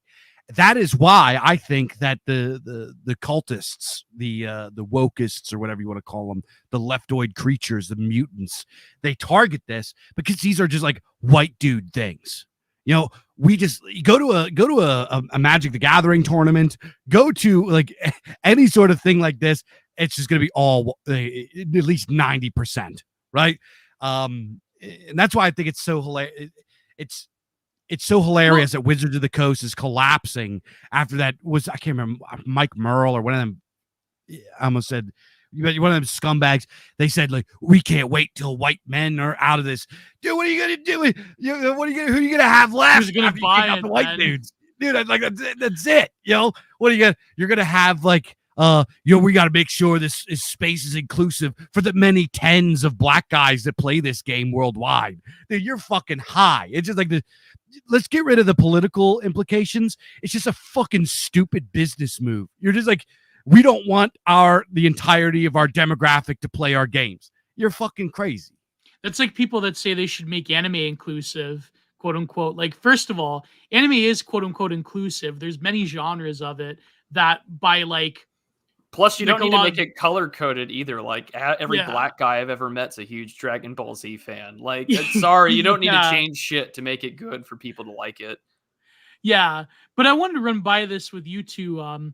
There's always been like conspiracies that a lot of tabletops were either directly or indirectly developed by various intelligence agencies or by DARPA, and that actually they wanted to harness the power of a lot of neurodivergent, sensitive young men playing tabletop games for any sort of future, either American military or some kind of intelligence operation. You could easily see how, like, if you, like, for example, war game strategies, like, you were mentioning, Prude, how if you have a series of confined elements that you have to strategize over, whether it's in a battlefield or a simulated combat, how that could easily lend to like taking this, like the brain power of people that are attracted to tabletop games and using them to, whatever kind of intelligence agency apparatus potentially wants to harvest that intelligence. Of course, I mean, I have a problem with viewing intelligence as basically like a raw property. I mean, but then I don't know. I mean, I guess I was seeing some kind of like, posts about this on the more of like the schizo side of Twitter, that a lot of like the resurgence of tabletop games has to do with like some like, bioluminescent type of activity. But I mean, that's natural. I mean, that's everything. Video games have been, by the way, I mean, I don't want to insult gamers, of course, but like, video games have always, been the target of various bioluminescent 3-letter agencies for a long time now. And it shouldn't be a shock to anybody. Right. So, yeah, I mean, there's always implications with that. Because, again, if you get sensitive young men to really invest time in something, there's going to be a huge potential there for nefarious purposes. So, yeah. I don't know. Seems a little schizo. Yeah, maybe. I mean, who knows? I think it goes back to that chicken or the egg question Dave mentioned earlier. Like, yeah, the internet comes from like ARPA than DARPA, but I mean, at the same time, people want to make video games and shit.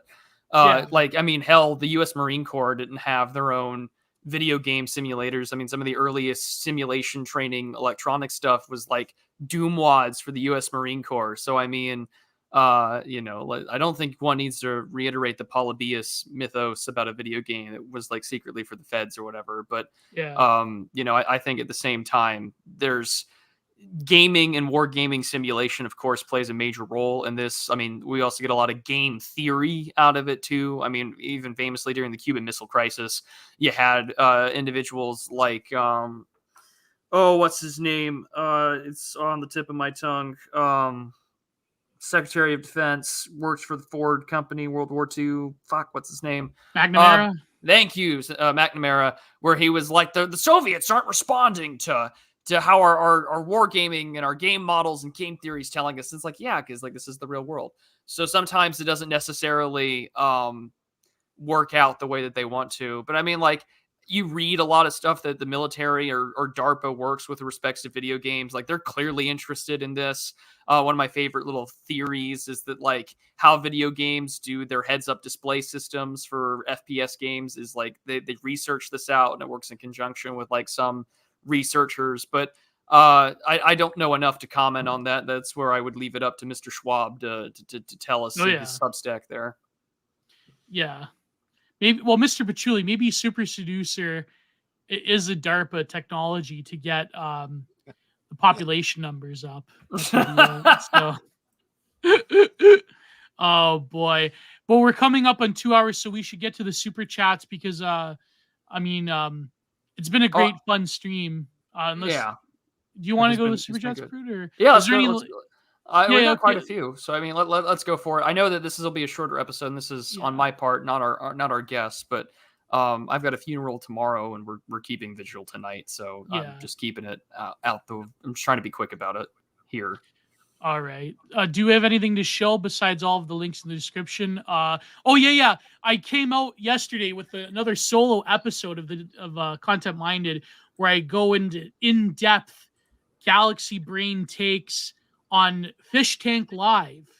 And of course, in the paywalled version, I cover a lot of geopolitics and a lot of variety issues. But yeah, the whole episode for almost 2 hours, I talk about Fish Tank Live. Dave, did you enjoy Fish Tank Live? I didn't watch a whole, man. I'm so busy between books and I got 3 kids and a family, and you couldn't watch a 24-hour live stream for 6 weeks, Dave. I did tune in a little bit. I did think it was a funny premise, and I think Sam Hyde is funny, and you got your kids to watch it. They could have been your kids could have been Letty cells or whatever. No, I'm kidding. That would not be age appropriate, especially when they started exposing themselves and throwing bodily fluids at each other. That's probably not age appropriate. But see, this is why Gio has the long episode on it, so we don't have to watch it. Well, I couldn't. I asked around. I even I was going to approach meme analysis, but I think he was busy. Am I the only one in our sphere in this thing of ours that actually took time to watch the whole thing? I didn't watch the whole thing. I mean, of course, that's impossible. But I watched a good bit of it. I remember, anyways, let's move on to the super chats. Thank you, Reprobus. That it was a good episode. Thank you. I know a lot of people when I announced it, people were like, I don't want to listen to the whole thing about Fish Tank. I hated Fish Tank. But I'm like, well, I really see the theory cell potential in it. But if you don't want to donate through the super chats, I do have a PayPal that I can access on my phone. We'll see how it. So, if you don't want to give money to, it's not Sweet Susan anymore. What's the new guy's name? I forget his name. Subcontinent. Exactly. Funny how Elon's the only one bucking the trend, because I could imagine there would be a world where Zuckerberg probably taps out and he probably hands it over to an Indian. That could probably be true. I mean. Yeah, there you go. So show moment. So what do you guys have planned before we go to the super chats? Do you have any next week? I probably will release the GSP episode where we talk a lot about the first live recording of Content Minded, because of course GSP from the report, he's an actual friend. He's a physical IRL friend of mine. So he came down from Tirana and we recorded a fire episode. So when do you think Bizarchives 5 is going to come out, Dave? Bizarchives 5 should be available for purchase next week. And I just got to say, I appreciate you guys, everybody tuning in and checking this out. And I just want to say to folks listening, man, if you love culture creation, you love the shit that we were talking about today, you love old school books and fiction and fantasy and sci-fi and gaming, and if you love this culture creation kind of stuff, you got to buy books. Buy books. You're going to love it. Here's the deal, is that guys like us, guys like me that are involved with art and gaming and literature and producing these things, it costs money. We got to dedicate our lives to it. You know what I mean? So, and we're kind of at a disadvantage when it comes to marketing on the internet, because the hot thing is to have hot takes and do commentary on the current thing, and that's not what we're doing. We're doing more evergreen stuff. So if you want to support us and you want to see us grow, you want to see us get better at our craft and release more books and lift up more authors and creators and artists, man, we need your support, man. We need your support. So go over, buy books, and on top of it, you're just gonna love the books. You can't beat it. They're always great price. They're a lot of fun to read. We do short stories in short form, like old school pulp. You just buy the book. You buy book, dude. Buy the books. Just go buy the stuff. You're gonna like it. You're gonna enjoy it. And if you're out there, you're listening, you have a big platform, and you'd like to get some more culture kind of stuff, dude, give me a shout. I will come on your show. I would love. Thanks to guys like Gio and Prude that are kind enough to bring me on and help me shill and help me market and stuff like that. We can survive, and we can have a real shot at taking back these beautiful art traditions. That's really what they are. They're art traditions, our art traditions, and take them back from these fucking mutants that hate us and hate their traditions and hate our beloved literary and creative forefathers. We need your help. We need your support. But in exchange, we're going to give you something that you're really going to like. So go over, buy books. If you want to find out when Bizarchives drops, I implore you, go get signed up. You can go get signed up for free, and you're still going to love it. To the obelisk.substack.com, or you sign for $5 a month and get free ebooks every single month. We give out classics from guys like Lord Dunsany and Lovecraft and Howard and Clark Ashton Smith and George O. There's everybody that was based back in the day. Yeah. And we protect it because, you guys, I'm sure you guys have all heard, they're rewriting Roald Dahl. They're rewriting Tolkien. They're going to destroy this. We have to protect it and preserve it. These are relics of our culture and our history. And we want to help protect one, it. that was incredible. If you go into his personal life and why he started writing children's fiction, it's it's actually quite disgusting how they're trying to just pollute his legacy by taking out all the interesting parts. But also I have to correct Mike Oxlong. Goran is not Albanian. He is Macedonian. Okay, whole different part of Eastern Europe. But Prude, what do you have going on before we get to super chats? I will have a Real Talk video premiere tomorrow, so I will change my profile picture to let everyone know. You did a great sketch of it. I'm very thankful. Oh, yeah. So yeah, I'll have a new fishing video out this week, and the next Friday I'm going to have Mr. Hitman on the channel to talk about the geopolitical legacy of the Sykes-Picot Treaty of 1916. So if you're a fan of the maps, the history of how the Middle East sort of became the clusterfuck that it is, we're going to have a really great discussion and lecture brought out for you. Mr. Hitman's been on with Apostolic Majesty, so you're going to get your history fix in. And then we'll be live next week with the Digital Archipelago, and then I've got some writing projects coming out. I'm going to have a short story drop next week as well called Agent Ignatius. Office of Occult Investigations. It'll be a really good time. So that's what I've got going on. So it'll be premiering tomorrow afternoon while I'm out of my phone and computer. And then next week, you're gonna have a short story, Digital Archipelago, and then a long discussion on the Middle East with Mr. Hitman on Friday. So be sure to tune in. And I will just give a shout out to Mr. MG. I'm sorry I had to put your dog down. It really sucks. But Dave, thanks for coming on. I'm a big fan of the Bizarchives, and I'm excited for issue 5. Yeah. It's funny, whenever I think of Apostolic Majesty, whenever I listen to the song Needles by System of a Down, they have that one line, when you slither up to me in your infernal majesty, I change it to Apostolic Majesty in my head. I don't know why. It's just one of those weird tics I have when it comes to music.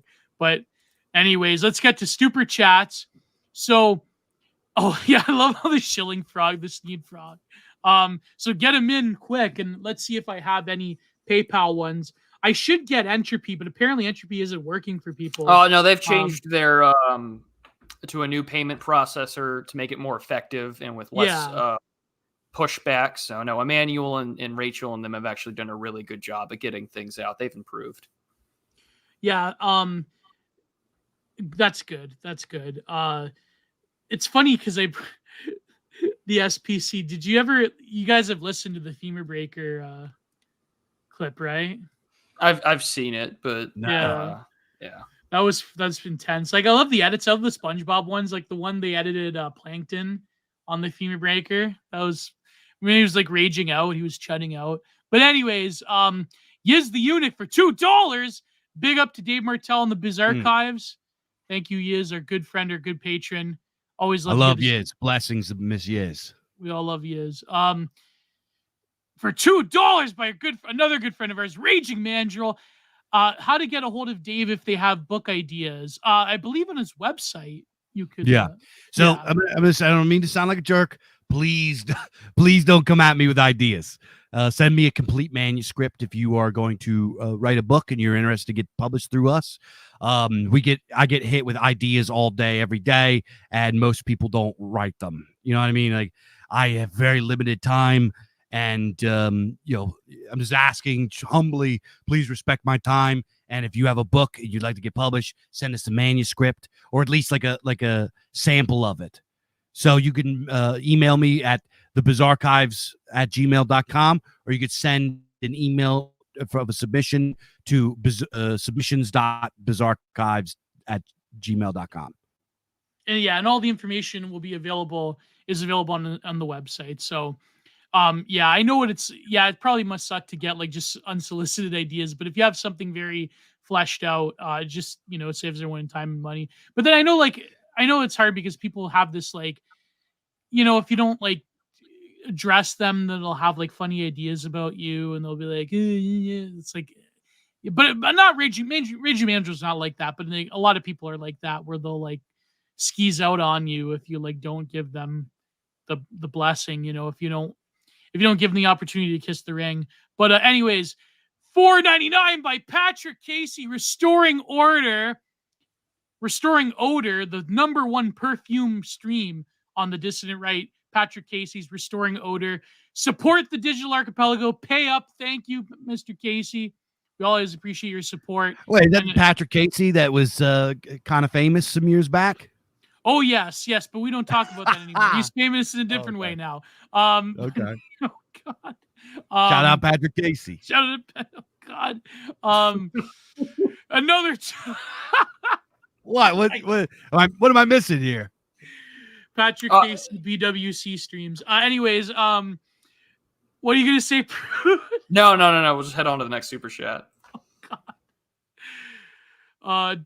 Anyways, number $2 by Yiz the Eunuch. I'm a veteran boomer shooter appreciator.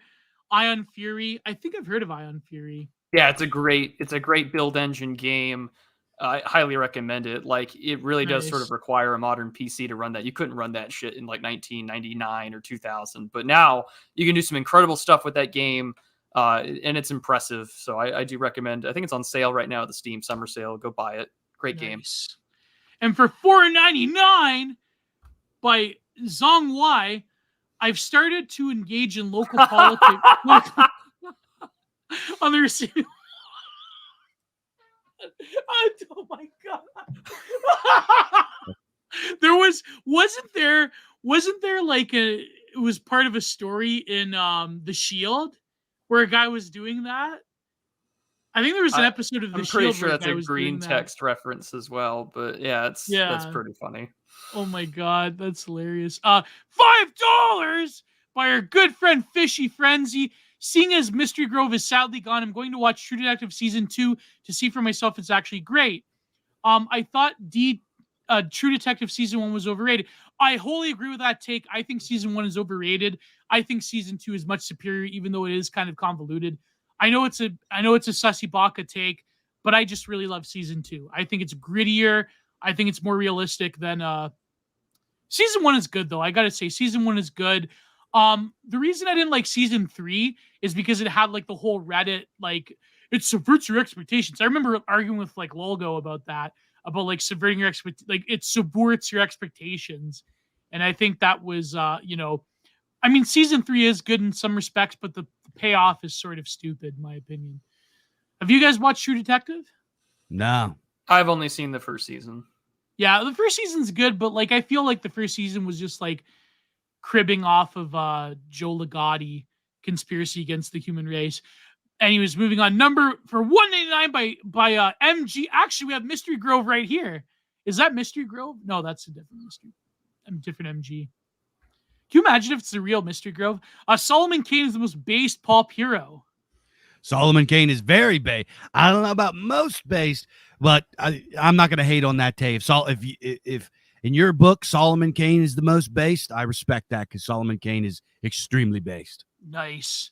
We have the real Mystery Grove right here. No, I'm kidding. I don't know if that's Mystery Grove or not. It's always a toss-up between Conan and Solomon Kane, but I love both of those characters. But I love the sort of Puritan aesthetics of Solomon Kane, just dishing out and beating the shit out of evil. So I tend to go with the Americana Puritan look. Nice. And for $10 by Solar Temple, buy books or the pulp cult will receive the lamentations of your women while sipping the mead of inspiration from your skulls. BZA5 is approaching your gates and it's hungry. That's great. Thank you. Thank you, Solar Temple, for the $10. And we have... That's my boy right there. Guys, go check out Solar Temple if you're a fan of Dungeon Synth and Doom Metal. That's my boy right there. Oh, nice. Dude, when the pulp cult pulls up, these guys, you Geo cells out there, pay attention. Look how the pulp guys are spending. You got to get your money up. Exactly. But all my Geo cells live in the basement, such as myself. But I'm kidding. I have Geo cells that are married, actually. That have kids. So Illuminatus, and I think I know who Illuminatus is, and maybe he's a good friend of ours on Twitter. Illuminatus for $5 at Dave. I heard that MS Jones is quite good. Do you have any upcoming plans to publish him with BZA? MS Jones is a fantastic fantasy writer, and if you are a fan of the guys like Tolkien or maybe old school. Who's the Wheel of Time guy? I can't remember his name. But if you're a fan of the 80s, 90s style of awesome fantasy, he has a series through us called The Chronicles of Heraldria. And he's got his second book of this series called Sacred Times Part 2. It's going to be coming out very, very soon. We were hoping to have it out this summer, but it got postponed a little bit. But everybody that is a fan of fantasy, if you like Tolkien and stuff like that, I implore you to check out Chronicles of Heraldria by Marcus S. Jones. He's also been in every single issue of the Bizarchives, and he will return in Bizarchives 5 with an excellent tale called Tears of the Flower Princess. Beautiful fantasy tale. Excellent, tremendous writer. Nice. Wasn't there a Hobbit cartoon in the 80s? Yep. Yeah. In the 70s. In the 70s, yeah. I think I watched a little bit of that. For $2 by Melon, our good friend Melon. Dave, any deep lore on Tolkien? Tolkien is based. Here's we'll be here all day if we get deep. Tolkien is like yeah. Might as well ask me like, so what's the premise of Dune? Yeah, I mean, we'll be here all day. Yeah. But right. yeah, so Tolkien is fantastic, obviously. However, here's you want a hot take? Tolkien isn't as good as Robert E. Howard. I think Robert E. Howard is a better fantasy writer. Oh, that could get comment below, drive up the interaction and get the algorithm started. There you go. And also, I will say this: a lot of people think that Tolkien invented fantasy, and they are horribly mistaken. Not only does Robert E. Howard predate Tolkien, but the great Lord Dunsany, who we just released, The Gods of Pagana by Lord Dunsany, is the sire of fantasy fiction. Yeah, I think there was academic papers even written about that, like the true origins of the modern fantasy book Lord or Dunsany. novel. Yeah. For $5 by, again, our good friend Yiz the Eunuch. I'm so appreciative that Yiz actually cleaned up this comment so I could display it. If you look at the chat, she used a less OPSEC-friendly term than anti-white, but Dave is right. Our whole identity can't be fighting anti-whites and making babies. We need culture too, game stories, music. Well, what's the point of making those babies if we can't give them good cultural influences to then grow up and aspire to? So that's my view of things. Yeah, I'm also a big fan of the act of making babies, though. It's pretty basic. You've made quite a few of them, but so it's $4.99 by Mike Oxlong. We got a Mike Oxlong. I say that Mike Oxlong to do a Mo Sislak impression. Just saying hi. I know you all like saying my scream name, Mike Oxlong. Also, F in the chat for MG's dog. Yes, F in the chat. Press F in the chat for MG's dog, Mystery Grove's dog. He will be sorely missed. He or she will be sorely missed. So thank you, Mike Oxlong, for the 49 and for $5 by our good friend Scribe 8762. Good afternoon, Mr. Dave. Please list your top 5 40K factions for original Space Marine legions. Oh, geez. Okay. On the Slaanesh? spot now. Oh God. No, it's not Slaanesh. No. No, hell no. So I don't play the tabletop game. I've read some 40K books. I've listened to some of the Horus Heresy on audiobooks, and obviously I've watched a lot of the lore videos on YouTube. So I'm not a true 40K guy, but I do like it. And probably my favorite, I like the Dark Angels. I'm a big fan of Lionel Johnson. He's probably my favorite. I like let me think here. I like the Space Wolves, the Lehman Russ. I like let me think here. The Blood Angels, Sanguinius. I do like Ferris Magnus, or whatever his name is. I forget what they're called. Let me think here. Oh shit. Who are the other ones? The Raven guy, the Ravens. I like them. What is it? Korvax or Korax or whatever his name is. I know he's a heretic and a betrayer, but Horus is dope. The Lunar Wolves. Was that what they're called? The Lunar Wolves? They were pretty dope too. Oh man.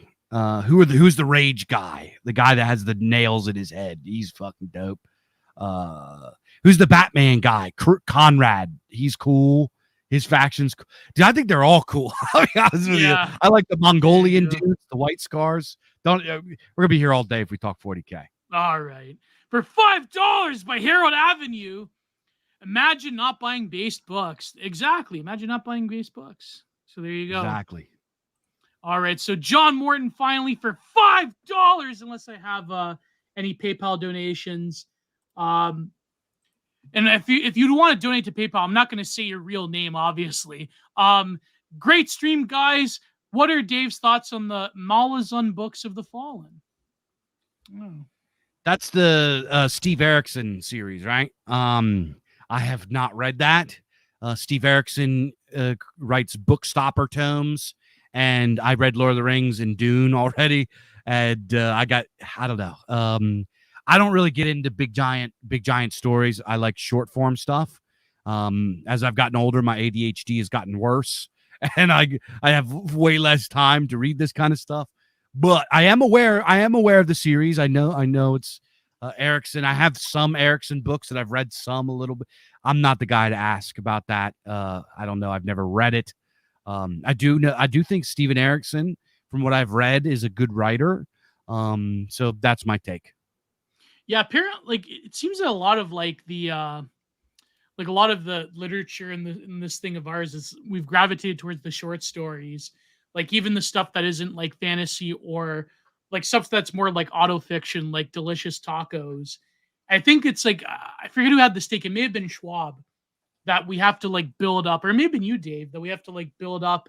And the short stories offers a good medium before we get to like a lot of finished works. But there are people that produce finished works, such as Dan Baltic, such as Marty Phillips with Millennium, which I have received my review copy of. So I'm going to be reading it soon when I get time. It's so, anyways, really thank good you. Book, Gio. Oh yeah. What's Delicious Tacos?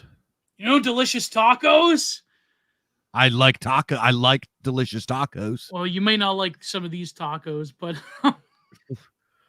Delicious Taco has been around for a while. He's the oldest of old head, and he writes erotic autofiction.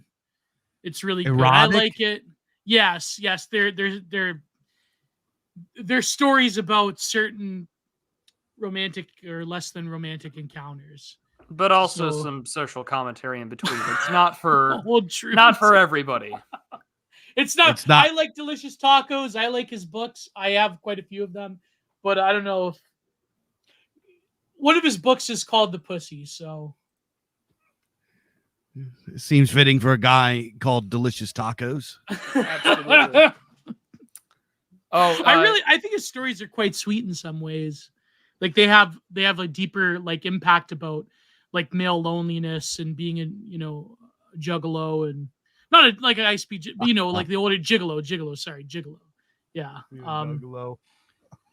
I'm just a gigolo wherever that I go. So no, I think you'd like them, Dave. You might like them. I mean, they're a bit out there. His novel though is quite good.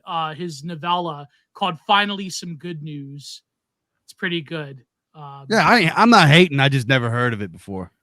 I think you'd probably like "Finally Some Good News." It's less erotic. It's like less erotically inclined. It's actually a good story. About the end of the world and a nuclear exchange.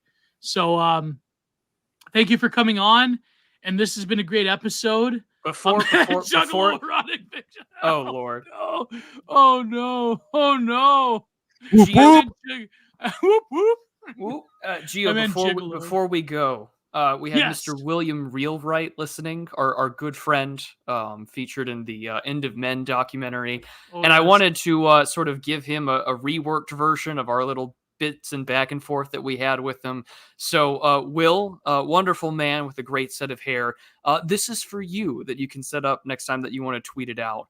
But yes, there will come a time in the post-American apocalypse, a time of great renewal where American charioteers on wild horses will reign, and a time of great huntsmen of many women and of many lands will come about. And when the great city on the hill is born out of Washington, D.C. once more, 2,000 years from now, men and women can trace their lineage back to one man, the king of the cavalry, that of Mr. William Wheelwright. Genghis Khan of our time. So there you go.